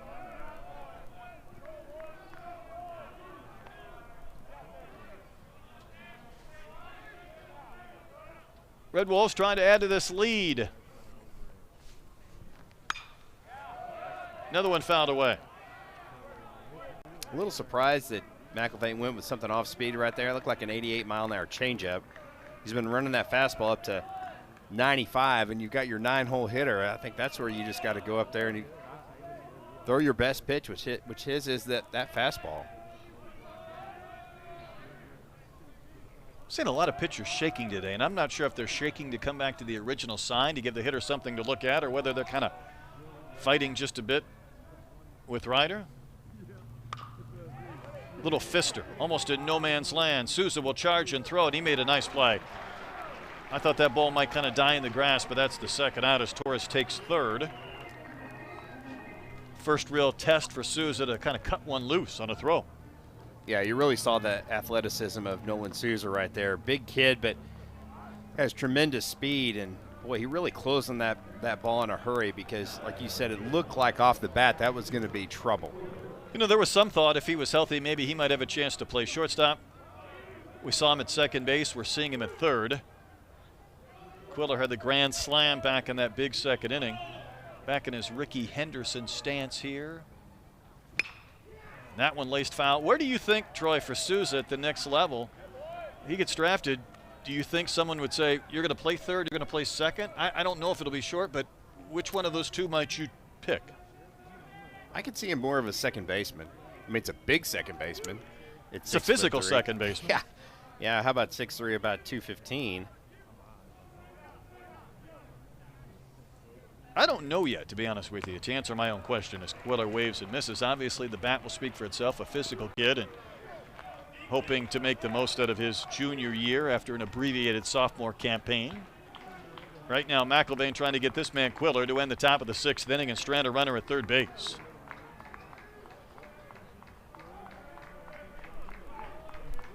Two outs, two strikes. It's down and in. Well, you can just see how Ashton Quiller takes pitches out of the zone. I mean, tremendous confidence. He can even tell about halfway to the plate that ball's not going to be a strike. You can see he doesn't even track it with his eyes. He knows it's out of the zone. Well, he took that ball out of the glove, didn't he, of Helfrich on the swing. Let's go back and take a look at his swing for Quiller in the second inning. Boy, a hanging breaking ball right there by Peyton Lee, and Quiller did not miss it. That was the big swing so far of this ball game.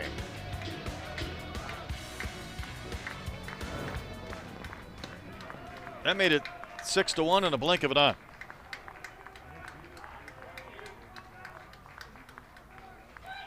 Next pitch is chopped towards Kojal. Easy play, easy flip. Red Wolves do strand a runner this inning, but Arkansas starting to run at a time, down by 5.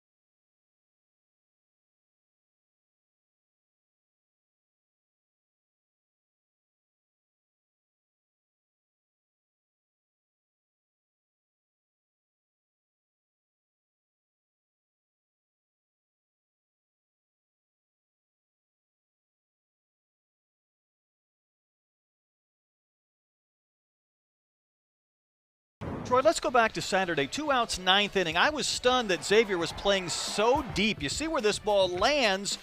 Again, you're trying to throw out the runner at second base, and look where that ball ended up. Yeah, first of all, yeah, you're right. He was playing way too deep, and then he had a hesitation off the bat. He stopped, and let that ball bounce in front of him. I think but it landed where he should have been playing to begin with, right. and then there was no walk-off celebration. Yeah, I think so. I think you have to be a couple steps in. I mean, if they hit one against the wall, then they deserve to win the game. But you got to cut that line drive off of that looper. We were talking about that on the radio even before that play took place. I'm like, don't you have to bring the left fielder in? If Cahillo hits one of his rockets on 2 bounces, don't you want a chance to throw out Kojal to keep playing? Now, Arkansas will gladly take the win. Aloy had the walk-off. It surprised me a little bit in real time, and as we look at it, how deep they were playing. And again, this is with 2 outs. So, you know, on a base hit is kind of do or die. And Cahillo facing a new pitcher as well as Arkansas bats in the bottom of the 6th inning. Yeah, they got Cooper Garrison does the Red Wolves. 5'11", 165-pound sidearm senior. And Cahillo will softly foul one away. You know, for all the way this game has changed so much in the last 7 or 8 years, I think one thing that is not talked about enough is how deep outfielders play in general. See the senior, 5'11", 165. Got to get him a hat that fits a little bit better than that. There's the numbers from a year ago. And the pitch to Aloy is chopped to first. The only infielder on the right side of the diamond was Campbell. He will retire Aloy, and there's 1 out. You know, Troy, in our day, and we're old, the thought was we're not giving up a bloop hit. If you hit it over my head, I've earned it. Right. And where it's really changed is now you say, well, I'll give you 3 bloops and let you move station to station. I'm not going to let you hit a ball over my head, and that's where the game has changed. In a sense, it almost reminds me a little bit of the way basketball has evolved so much in the last same time frame, 7-8 years. As Robinette bats, another ground ball, another chopper to short, and there's 2 outs. In other words, close play, but the out is recorded. You know, teams will pass up mid-range jump shots for 3s, and why? Right. It's an extra point. 3, well, good. I'm not going too fast for you. I'm right with you. 3 is more than 2.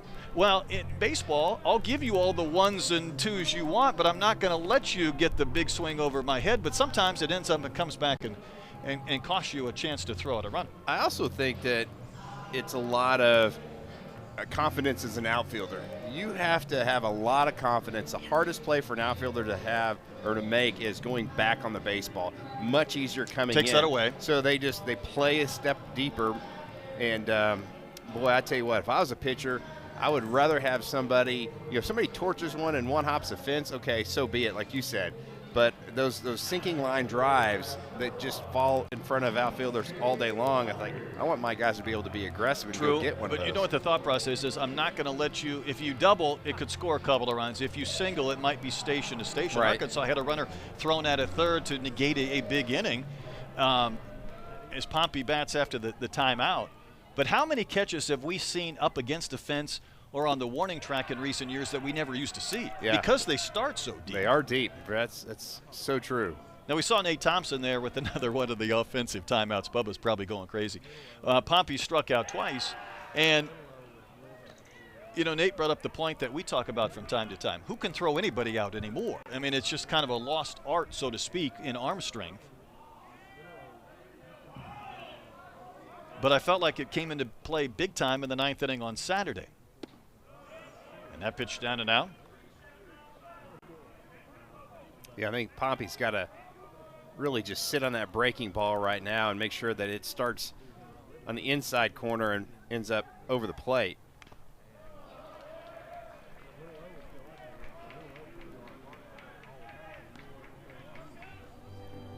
Troy, I said this 2 innings ago. This game is in need of a Mountain Dew or something. And maybe that's credit to what these Red Wolves pitchers have done. They've really taken the spark out of this crowd for sure. It's not a huge one in Arkansas standards. How about 3 little ground balls this inning by Garrison? So a nice job for the reliever for the Red Wolves, sends this game to the 7th. Still a 5-run game.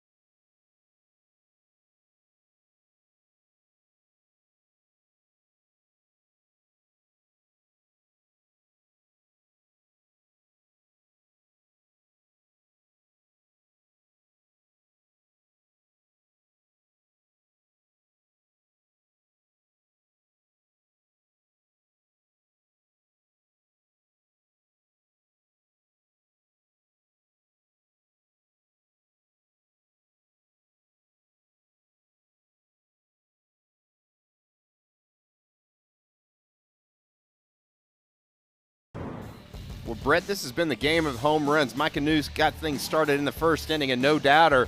Out on the hog pen, you felt like the Hogs were going to get on a roll, but then after that, it has been almost all Arkansas State. That was a home run by Aiden Houseworth, then the grand slam by Ashton Quiller. They weren't done yet in the third inning. How about cross jumper getting on one out into the hog pen? So A-State was just rolling at the plate. The fourth inning, Arkansas with Zach Stewart hit one on top of the building, just golfed that one out there. That one went out of sight, Brett. 414 feet, we think, because hard to see where that one landed. And Lane Walton added one as well for Arkansas State in the fourth inning. He's going to lead off the seventh. It's been all Red Wolves. They've been impressive today, but Arkansas is going to run on a new pitcher as well, and it's Cooper Dossett, and he becomes the fourth pitcher that Arkansas has used. You're going to see a really nice fastball from Cooper Dossett coming off some Tommy John. He'll run that fastball anywhere 95, 98, hit 98 down a Globe Life Field several times. But the problem was, in 2/3 of an inning, he walked 3, gave up 4 runs, and that was in the game on Monday against Tarleton. And I think what Dave said, as Walton bats for the fourth time, he wanted to get him in earlier in the week, in one of those first 3 games, and I think he was kind of looking back, wondering if there would have been an opportunity to get him in there. Now, as it was a true save situation in the Monday game, but it didn't work out. Right. Seems like his misses have definitely been up in the zone. You see the first 2 pitches well up to a really tall 6'4" Lane Walton. It felt like maybe Cooper was amped up, first time back in a long time. Walton skies one to center, but knew we'll have a play, and Dossett gets an out. And I think what this might allow Cooper is just to start to settle in. Your first outing when you haven't pitched in a couple of years, I would be amped up too. Yeah, getting a big league park and a little bit of a pressure situation. Think about what Arkansas's relievers have done, though, at times. And again, I mentioned they only used 6 pitchers in that entire Xavier series because of the CG on Sunday from the Big Tuna. And this is Engskov. But when Parker Coyle came in, there's a liner right to Robinette. Pace is picked up, couple of quick outs in the 7th. Troy, do you realize between Parker Coyle and Steele Eves that duo threw 55 pitches and 48 of them were strikes? Wow, that's really filling up the zone. That ball's hit right on the button by Engskov and just right at Reese Robinette. I'll tell you what, there's been some hard hit balls and just haven't not found some holes in today's ball game. Griffiths would like to join the parade. He's 0 for 3 with a strikeout. I believe he's faced 3 different Razorback pitchers. So this is his 4th at bat against 4 different Razorback pitchers. And the first fastball he faces is 96. It's not really fair. Micah knew the center fielder was moved into that right center field spot with the velocity of Cooper Dossett.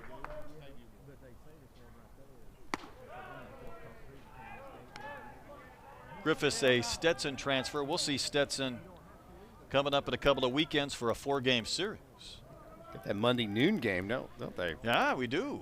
That's the series that we don't have the Friday game on television because of, 8 other sports at the same time. So hang with us on that one. Troy will be at gymnastics, though, that night. Pitches That's right. a strike. It's 1-2. 1 of 17,000. That's right. Don't expect a great seat, but you can be part of maybe a sellout. History. Yep. Dossett looking for a perfect 7th inning. He spiked one. Boy, I couldn't have jinxed that one anymore if I tried on that pitch, but still time. Arkansas has used Lee, McGuire, McIlvain, and Dossett to the 4. 3 pitchers have seen action for the Red Wolves.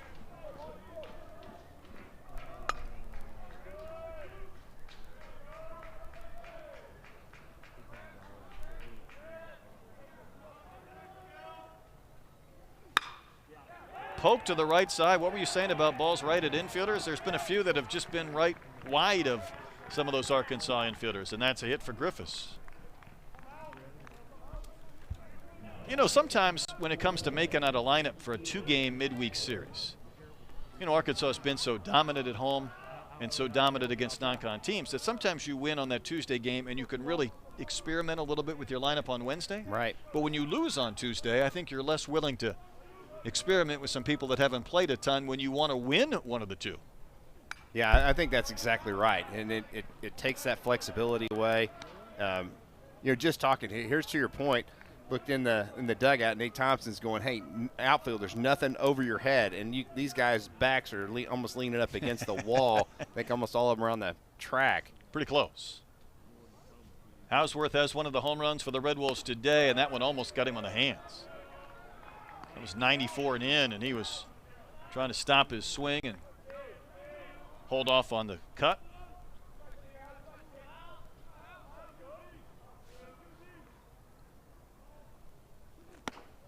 It's at the top of the zone for a called strike.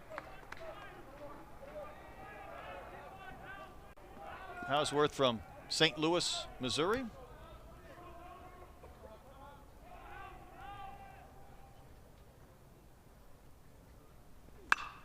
Another one laced out to left field, and Stewart overruns the baseball. Oh no!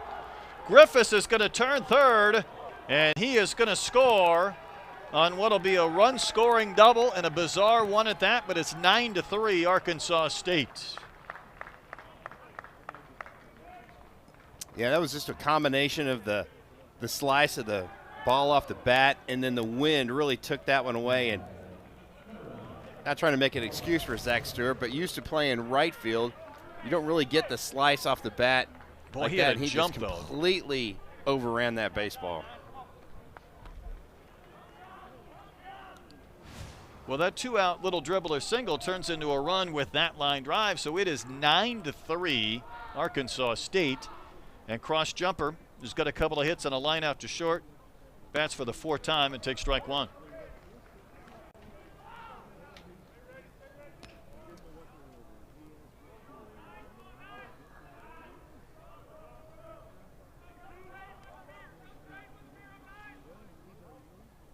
Arkansas has been out hit 11-6.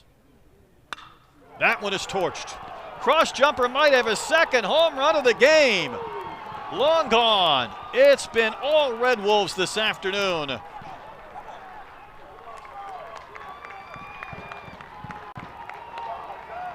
Was that 5 home runs for Arkansas State? Yeah, they have absolutely been crushing the baseball. That's just a hanging breaking ball by Cooper Dossett, and you can see how big that air in the outfield. I mean, I guess it technically wasn't an air because he didn't touch it, but you can see some big-time smiles in the dugout of the Red Wolves and some fans really having a big time here at Baum Walker. Here's Case and Campbell. So 2 quick outs before a single double and a homer and a wave and a miss. This will be one of those games where Arkansas might just You'd have some amnesia after this one, I flush believe. it. That was, yeah, that's where I was headed.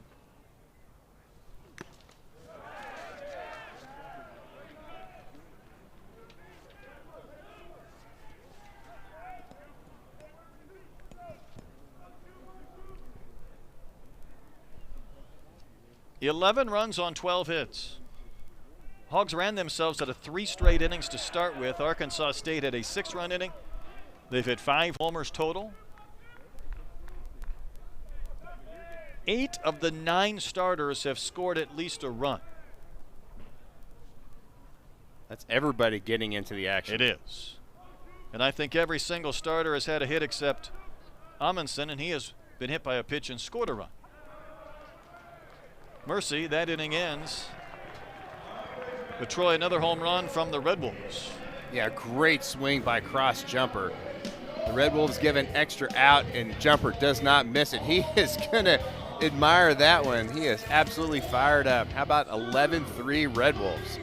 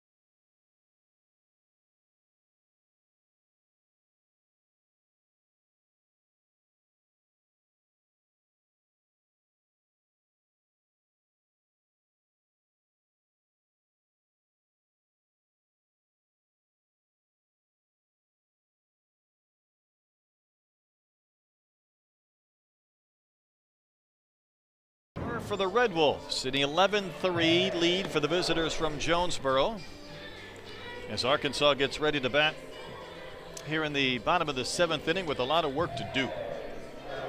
Zach Stewart homered in the 4th inning. Leads off. Here's the Razorbacks and company, SEC in the top 15. Stewart hits a little chopper to Garrison. He has gotten 4 soft ground ball outs. Stewart, when they're talking about his Missouri State numbers, he joined Ryan Howard and 2 others as the only player in school history with 3 double-digit home run seasons at Missouri State. He's homered 2 times in 2 games, but he is a quick out here in the bottom of the 7th inning, and Carson Willis will bat again. He's grounded out and walked. You know, going back to that graphic, though, when it comes to teams in the SEC and rankings, this would be a nice ranked win for the Red Wolves. 12 SEC teams in all were ranked, 7 of the top 10. Arkansas was in the top 10 for the 78th time in 81 polls. Tell you what, these soft ground balls are something else. Garrison is staying away from the barrel. He's made a couple of plays. 5 batters faced, 5 soft chopping ground balls. Yeah, and he does a really good job of feeling his position, but that is Arkansas just being a little too antsy at the plate and him really working the bottom part of that strike zone. Mike Anu's 2 for 3, and Garrison has been successful. You know, the one thing, though, about the coaches poll, Arkansas was actually jumped by Mississippi State. If you're Mike Anu, you almost just have to take a pitch right here. You know, rarely do I think when Arkansas drops one of these non-conference games, and they still have time, but again, they're running out of it. That sand is going through the hourglass. Where you almost feel like you kind of say, there's a chopper fouled outside of third. Boy, I'd hate to be that team tomorrow, but I tell you what, right now with what Arkansas State has done offensively and what Arkansas has not done in all 3 facets, Red Wolves are thinking about coming in here and winning another one tomorrow. Absolutely. They've gained a tremendous amount of confidence. I don't think that they lacked it coming into this ball game. No, but it's built. And I think that starts with the coaching staff. You can just tell that Mike Silva really believes in his program, and he said it multiple times. He said, you know, there's a buzz in Jonesboro, and I think rightfully so. 2-strike pitch from Garrison. A little bit outside. Obviously, when you take Nichols to a couple of regionals, you take that formula to Arkansas State, even though, as we mentioned, the Sun Belt is, listen, that's a tough league. I think Missouri, I think Arkansas State is picked 9th in that preseason poll, and obviously you're talking about Coastal and Southern Miss at the top. Also talking about strike 3, New down looking. Arkansas getting a little bit quieter as this game goes along. An 8-run lead for Arkansas State.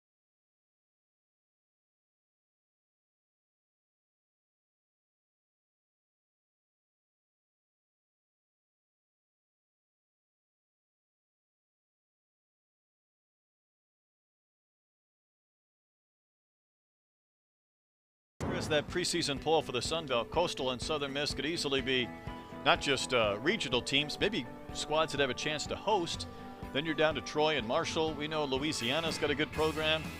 There's Arkansas State, 9th. But there's some really good baseball schools in that league. Tell you what, it's been several years ago, but Arkansas went down to South Alabama. They've got a really good program as well. Last time they lost a weekend series to a non-con team with South Alabama. It's been a long time. That's right. Meanwhile, we're going to get to see another pitcher and a new pitcher, new in every sense. Luke Cornelison. Now, this guy's a good infielder, but against Little Rock in one of those exhibition matchups, he was hitting 95, and Dave said, ooh, I guess you've been holding out on me. Yeah, he's got a really strong arm. I saw him make some great plays in some of those inter-squad games, dive it and plays the hot corner over at third base. He comes pitcher number 4, or 5 actually now for the Razorbacks. 8-9-1 due up. We're starting to get to that point in the early season where you're looking at some of these midweek games and some of the weekend results and kind of trying to figure out which teams around this conference or the country might be able to get off to some good starts. As Torres takes one a little bit up and in. Vanderbilt has outscored their opponent 65-11. Wow. Had 13 home runs, I think, over the weekend. They had Braden Holcomb, who went 11 of 19.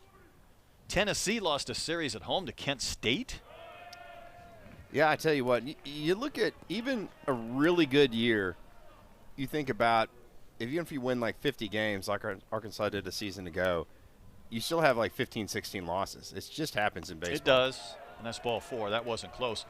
Oklahoma had 3 games against Coppin State, and I'm guessing you and myself and Bubba and a handful of others might be able to give Coppin State a run. Oklahoma outscored them in that series 57-1, and Coppin had 8 errors and 9 hits in the 3 games. That's tough when you almost have as many errors as hits.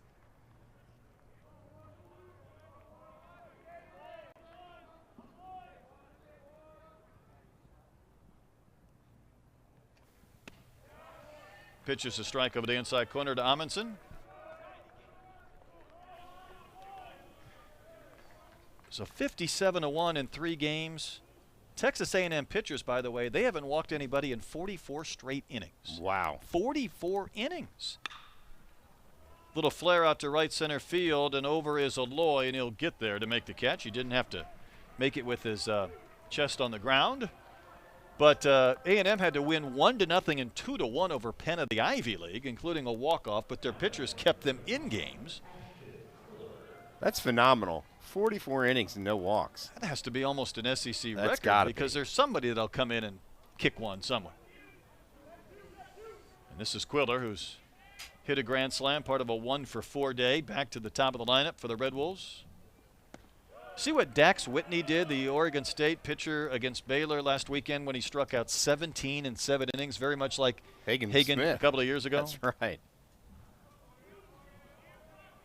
I mean, there have been some wild and crazy either team or individual performances. As Quiller hits a big bouncer that, again, will find its way into the outfield. Another one of those. There's got to be at least 4 or 5 of those hits today. Credit the Red Wolves. They just keep on coming. There was a few of the national folks that what Whitney did the other day kind of reminded them a little bit of Kevin Abel against, the Hogs in that Game 3 where he just shut him down. Went the whole distance and struck out 10, and I don't know if he was ever the same after that health-wise. Yeah, he threw, 140-something pitches? It was way too many. Too many.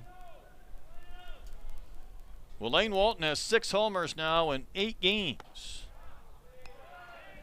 Takes one outside for a ball, and again, his high school, George Ranch, the same high school that produced Kevin Copps.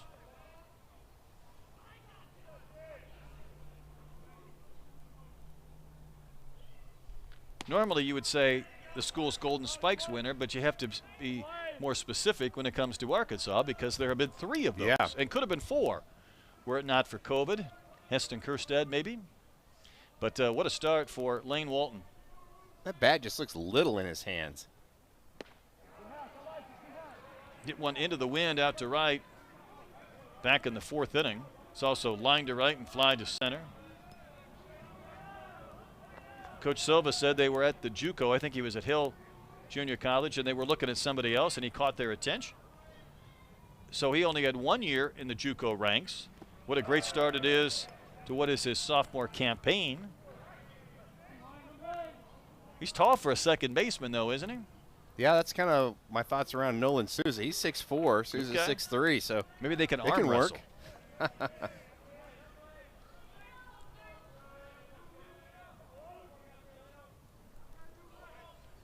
Just one out here in this 8th inning. And that strike 3 called. I was about to say we're in a rare position where if the Red Wolves do a little bit of damage, we could be talking about Arkansas being run ruled at home to a non-con opponent. For the first time ever, I think, at Baum Walker. That would not be fun. Definitely Walton sitting on a breaking ball right there. Got the fastball right down the chute and just locked him up. Maybe Lane Walton needs to go meet Bud Walton. I think so. Go over to the building. Enskov grounds one to third. Picked nicely by Souza. Looks to second but flips to first, but he pulled Robinette off the bag.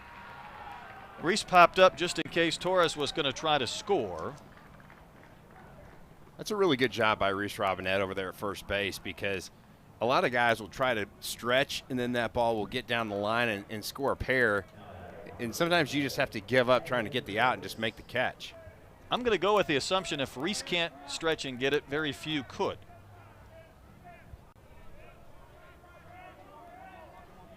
But the bases are full of Red Wolves, and now with Griffiths, the cleanup hitter, up, you're starting to think about what they might be able to score this inning. He singled and scored last inning back in the 7th to get off the schneid, so to speak. That'll be an error, by the way, on Souza on that throw. I think Souza had more time than he thought he did. But he looked to second, and then I thought he, probably made the right decision Right. to go to first. And sometimes your footwork's just a little bit off, especially when you haven't played a ton of third base. Right, and you already got 2 outs. And anytime you have to, if it's not right at you, always go to first base. That one propels away. Helfrich will chase. Home to score is Torres, and it's 12-3. And the free base runner, the walk to Torres, comes around to score. And everything unearned.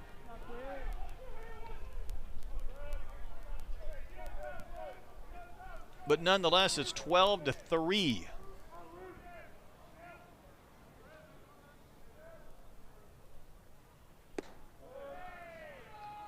Pitch at 93 is outside.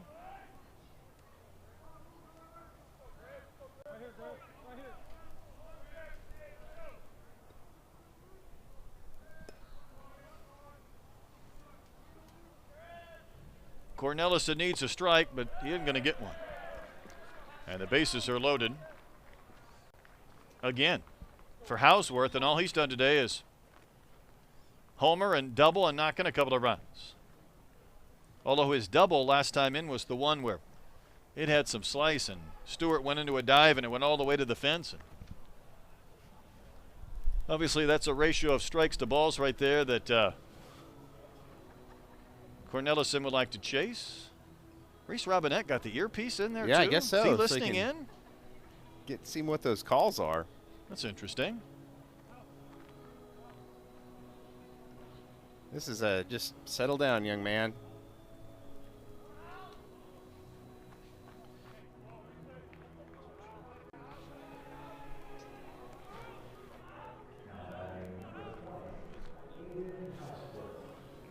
All right, here we go with Hausworth. 12-3 Arkansas State.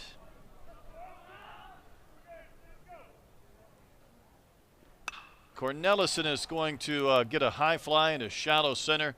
Mike Anu is there, and Mike Anu with the catch. And now Arkansas will come to bat in the bottom of the 8th. That lead continues to grow for the Red Wolves. It's now 9.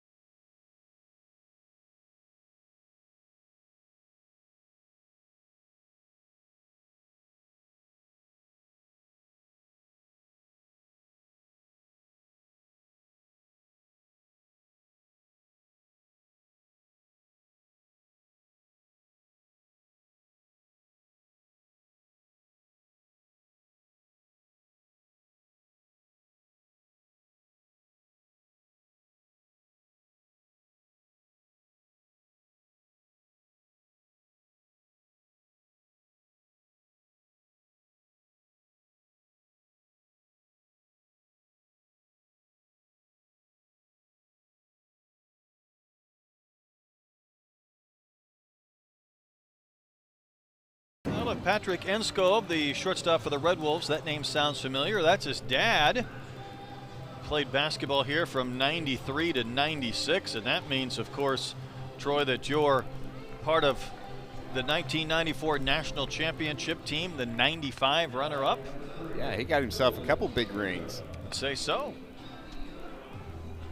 I think Dad's here. He was sitting with Matt Zimmerman. That means he was not getting in any words edgewise. Z can talk. Oh, now. boy.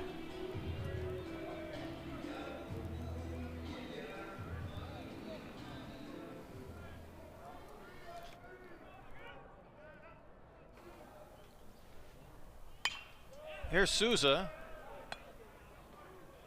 Nolan's 1 for 3 with the single. Arkansas has 6 hits today. And Troy, I think sometimes in any sport, maybe baseball,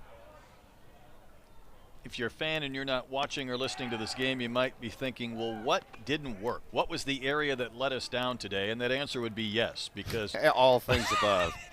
Base running to start with. Yep, there you go. Pitching, offense, defense, it just wasn't the Razorbacks' day. Now there is time, but you think about Arkansas State, they had a 6-3 lead at Ole Miss and ended up losing that game 7-6. And the one thing Coach Silva told us last night, I'd really like to solidify the back end of my bullpen to finish games, or to figure out how to finish games. Well, Arkansas's play has made that point somewhat moot as far as maybe being within striking distance. Or your team pounds out 13 hits and 12 runs. And that'll do it. 5 home runs. That'll give you a little bit of cushion. And Garrison just keeps spinning those pitches up there that has the Razorbacks 0 for 6 against him. I don't think anybody's made solid contact against Garrison yet. A couple of choppers or flaring balls in the net behind him. That's 7 up, 7 down against Garrison. The 77-mile-an-hour changeup that just hovered right under the hands of Nolan Souza. Look at this location. Float a little bit, yeah. That's just a great pitch. Not afraid. A lot of times you'll see changeups out of right-handers to lefties. They're trying to throw them down and away. I don't think normally you see a pitch in that area, you think it's going to be a fastball. Helfrich sprays one foul down the line and right. Garrison a year ago had the second most appearances of any Red Wolf, 26. He had 1 start, couple of saves, ERA barely above 4 and 31+ innings. Helfrich jammed a bit and fouls one back. Did have an outing against Louisiana where he struck out 7 in 5 innings. Couple of years at East Mississippi Community College for the Gulfport native. That one dances a little bit down and out.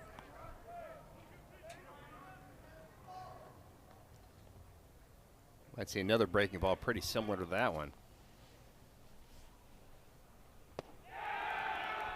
Garrison is doing some carving right now.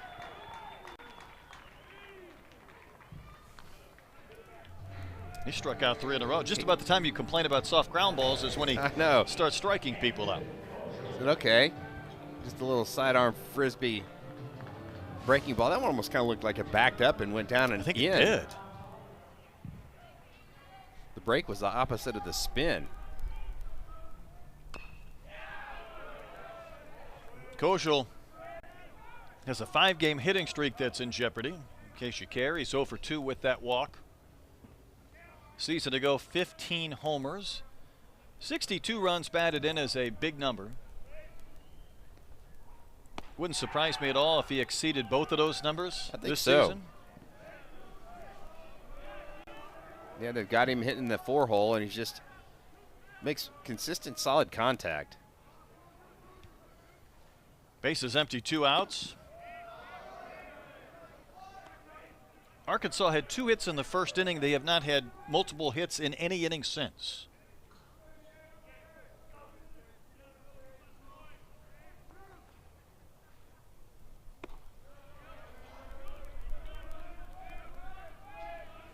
Sometimes I think when non-con teams come in here, you try to go blow for blow and power for power. Sometimes I think you come in here and give a different look from a speed standpoint and just carve. Yeah, I think so. I think the A-State pitchers have really just kept Arkansas off balance, and I like the way that they've really worked both sides of the plate. You see Garrison right here. He is just keeping the ball down, nothing above the belt. Kojal shoots one foul down the line and left.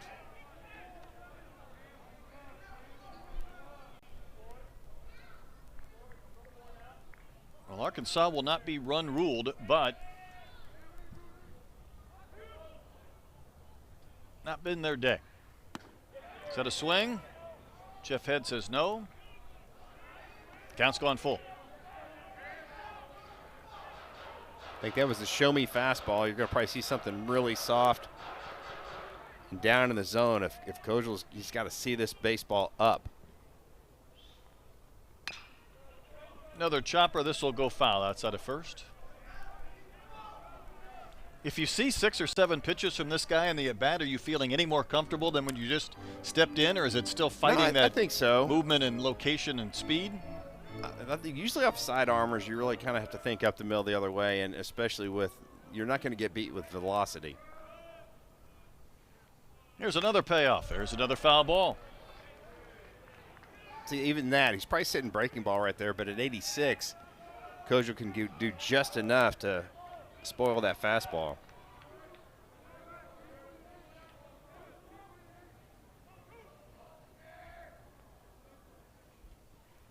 Another payoff pitch, another chopper, but that ball kicks out of the glove of Campbell, and yet they're still going to get the out at first base.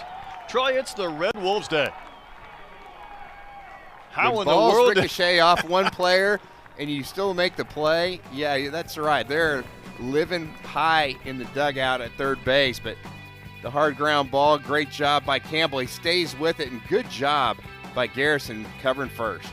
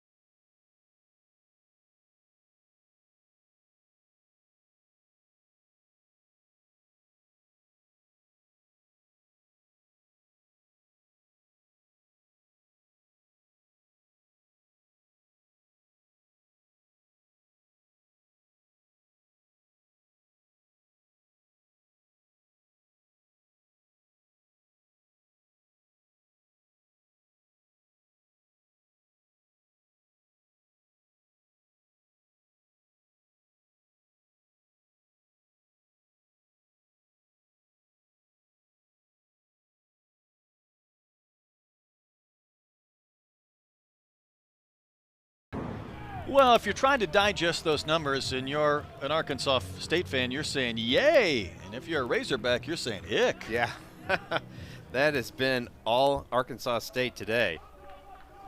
Indeed it has. And Cross Jumper, by the way, has a chance for a 3-homer game. I think he was thinking about that on that swing He might right have there. been. He's got the drop and drive mindset going right now. So you see last season 2 home runs. He's hit 2 home runs today. Cornelison back for a second inning of relief. Gave up an unearned run with a couple of walks in air, a single back in the Red Wolves' 8th inning.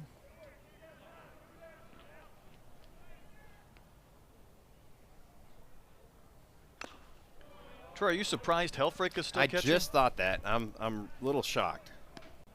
Because you It's been a long day for Ryder. He's probably going to catch tomorrow. What I don't know is what the health standpoint is of all the other catchers when it comes to a flu true. standpoint.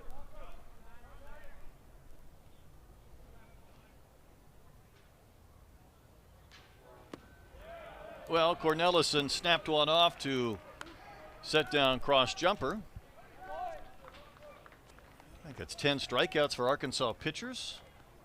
Number might come as a little bit of a surprise considering the score. Like Arkansas State just either hit a home run or struck out. Kason Campbell started with a couple of singles. Since then, he's grounded out and struck out.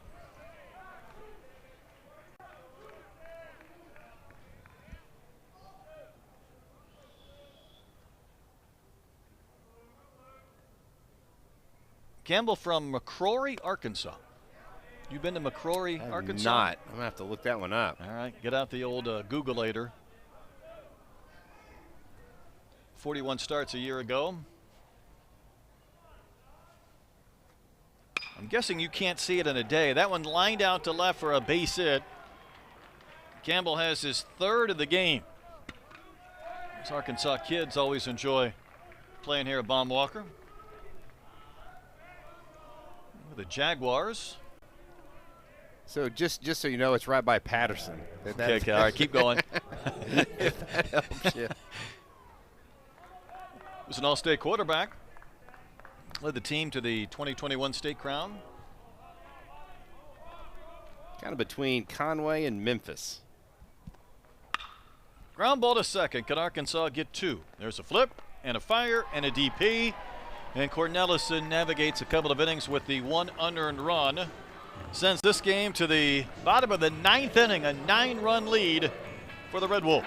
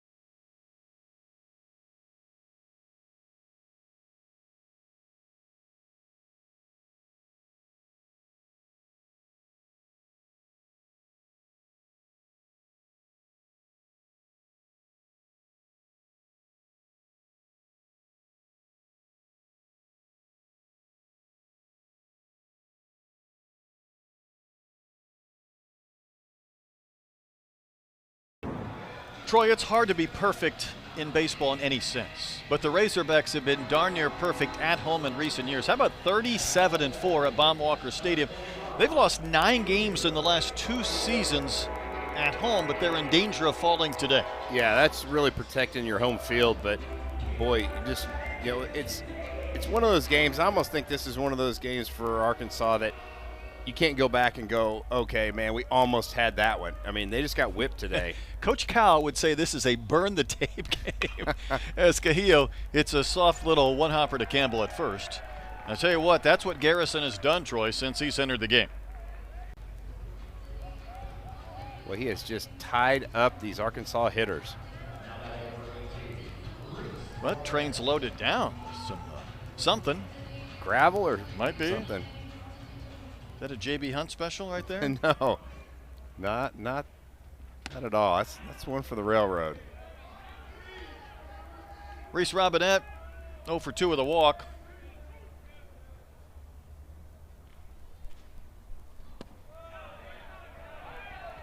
Thought we might see a couple of pinch hitters as well here in the bottom of the ninth. I'm a little surprised. Again, we might be a help situation. It's always unusual, I think, from a coaching standpoint, and to me it's that science, because at times you might say, well, this is a perfect opportunity to get somebody in at bat that maybe you wouldn't do if the game was 4-3. Other times you say, listen, I want to get my guy going. Sometimes one at bat will kind of kickstart somebody in a positive direction. And it's finding that right time to throw somebody in there, the right time to give a guy a rest or a blow. Soft ground ball hit to short. Scooped and flipped to first by Engskov, and there's 2 outs. Sometimes when you're down a couple of runs, you're thinking, well, I'm not going to pinch hit somebody because if we tie or, then I'm losing my starter. But I don't know if that's quite the situation here because of the work this young man has done on the mound. I didn't think that hat was fitting quite right. I guess it's the headband underneath it that's whatever he's got going on there, it's working. It's working. Don't change his mojo. TJ Pompey just about grazed by that pitch. And this is a guy that, like you said, that whole thought process you just talked about, Brett. TJ Pompey, if he can get a really hard hit ball, maybe that's something that can kind of shake him loose. That's the hope. Plate. Yeah, I think so. I mean, that's what you kind of hang your hat on. And this is a weird game because you might say, well, how can one at bat kind of, make that right turn to a different type of result? But hitters have told me, and I mean established big league guys, my confidence really is only as good as my last couple of at-bats, no matter how many years I've played. You go home, you're feeling pretty good about it, or, there's something to take from it. Or you go home and you're 0 for 3 or 0 for 4, and you feel like, am I ever going to figure out how to hit again? No one ever said this game was fair. Because in basketball or football, you want better results, play harder. Right. Sometimes baseball, trying harder and playing harder might have the wrong effect. Definitely kind of an oxymoron there. Sent down the line in right, and this ball will be up off the top of the fence, and Pompey's going to get a long single. But after an 0 for 3 day with a couple of strikeouts, he'll finish on a positive note. Missed a homer by a foot or so. That was a really good job because he's been swinging through a lot of breaking balls as of late, has been TJ Pompey, and that one was up in the zone. He stayed back. If you try to pull that baseball, it's a ground out to short. So again, that might be the at-bat that he was looking for, just something to spark that confidence. Kept Garrison from having 4 perfect innings to get a save. He'll get a save regardless. Stewart will take a strike, and I know it's a 9-run game because of this 4-inning stint at the end. Catcher indifference right there as Pompey goes to second base. I'm indifferent to your indifference. Stewart sends one down the line in right. Griffiths over. It'll drop. And Pompey's going to turn and score, and Arkansas has its 4th run. Stewart has his 2nd run batted in.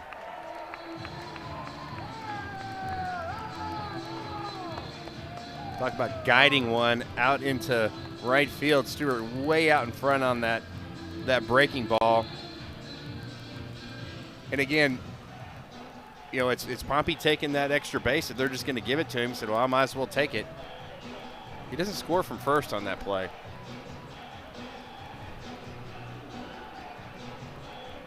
Harrison trying to get this one to the finish line.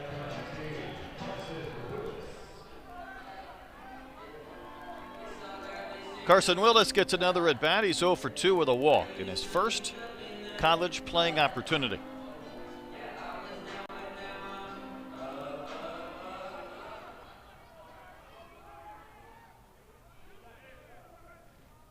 Now Stewart's going to run, more indifference. And Arkansas State just looking for that 27th out.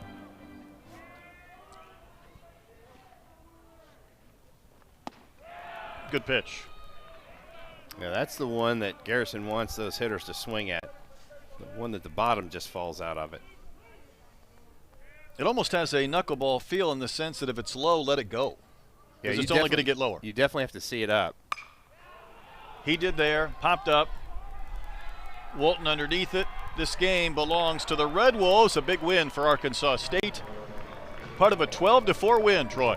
Yeah, really good job by Arkansas State. They swung the bats, really challenged the fence like Coach Silva wanted. The pitching was good as well, too. Solid defense. They just played a complete game and really took it to the Hogs. And, again, that's one the beauty of baseball. You get a chance to change the whole feeling tomorrow. Handshakes and high fives for the Red Wolves. That'll do it today. We'll be back tomorrow for another 3 o'clock start between Arkansas State and Arkansas here at Baum Walker. So for Troy Eklund and our entire crew, I'm Brett Dolan. thanking you for tuning in. Big win for Arkansas State. They take down the Razorbacks 12-4. So long, good afternoon from Baum Walker. We'll see you tomorrow afternoon.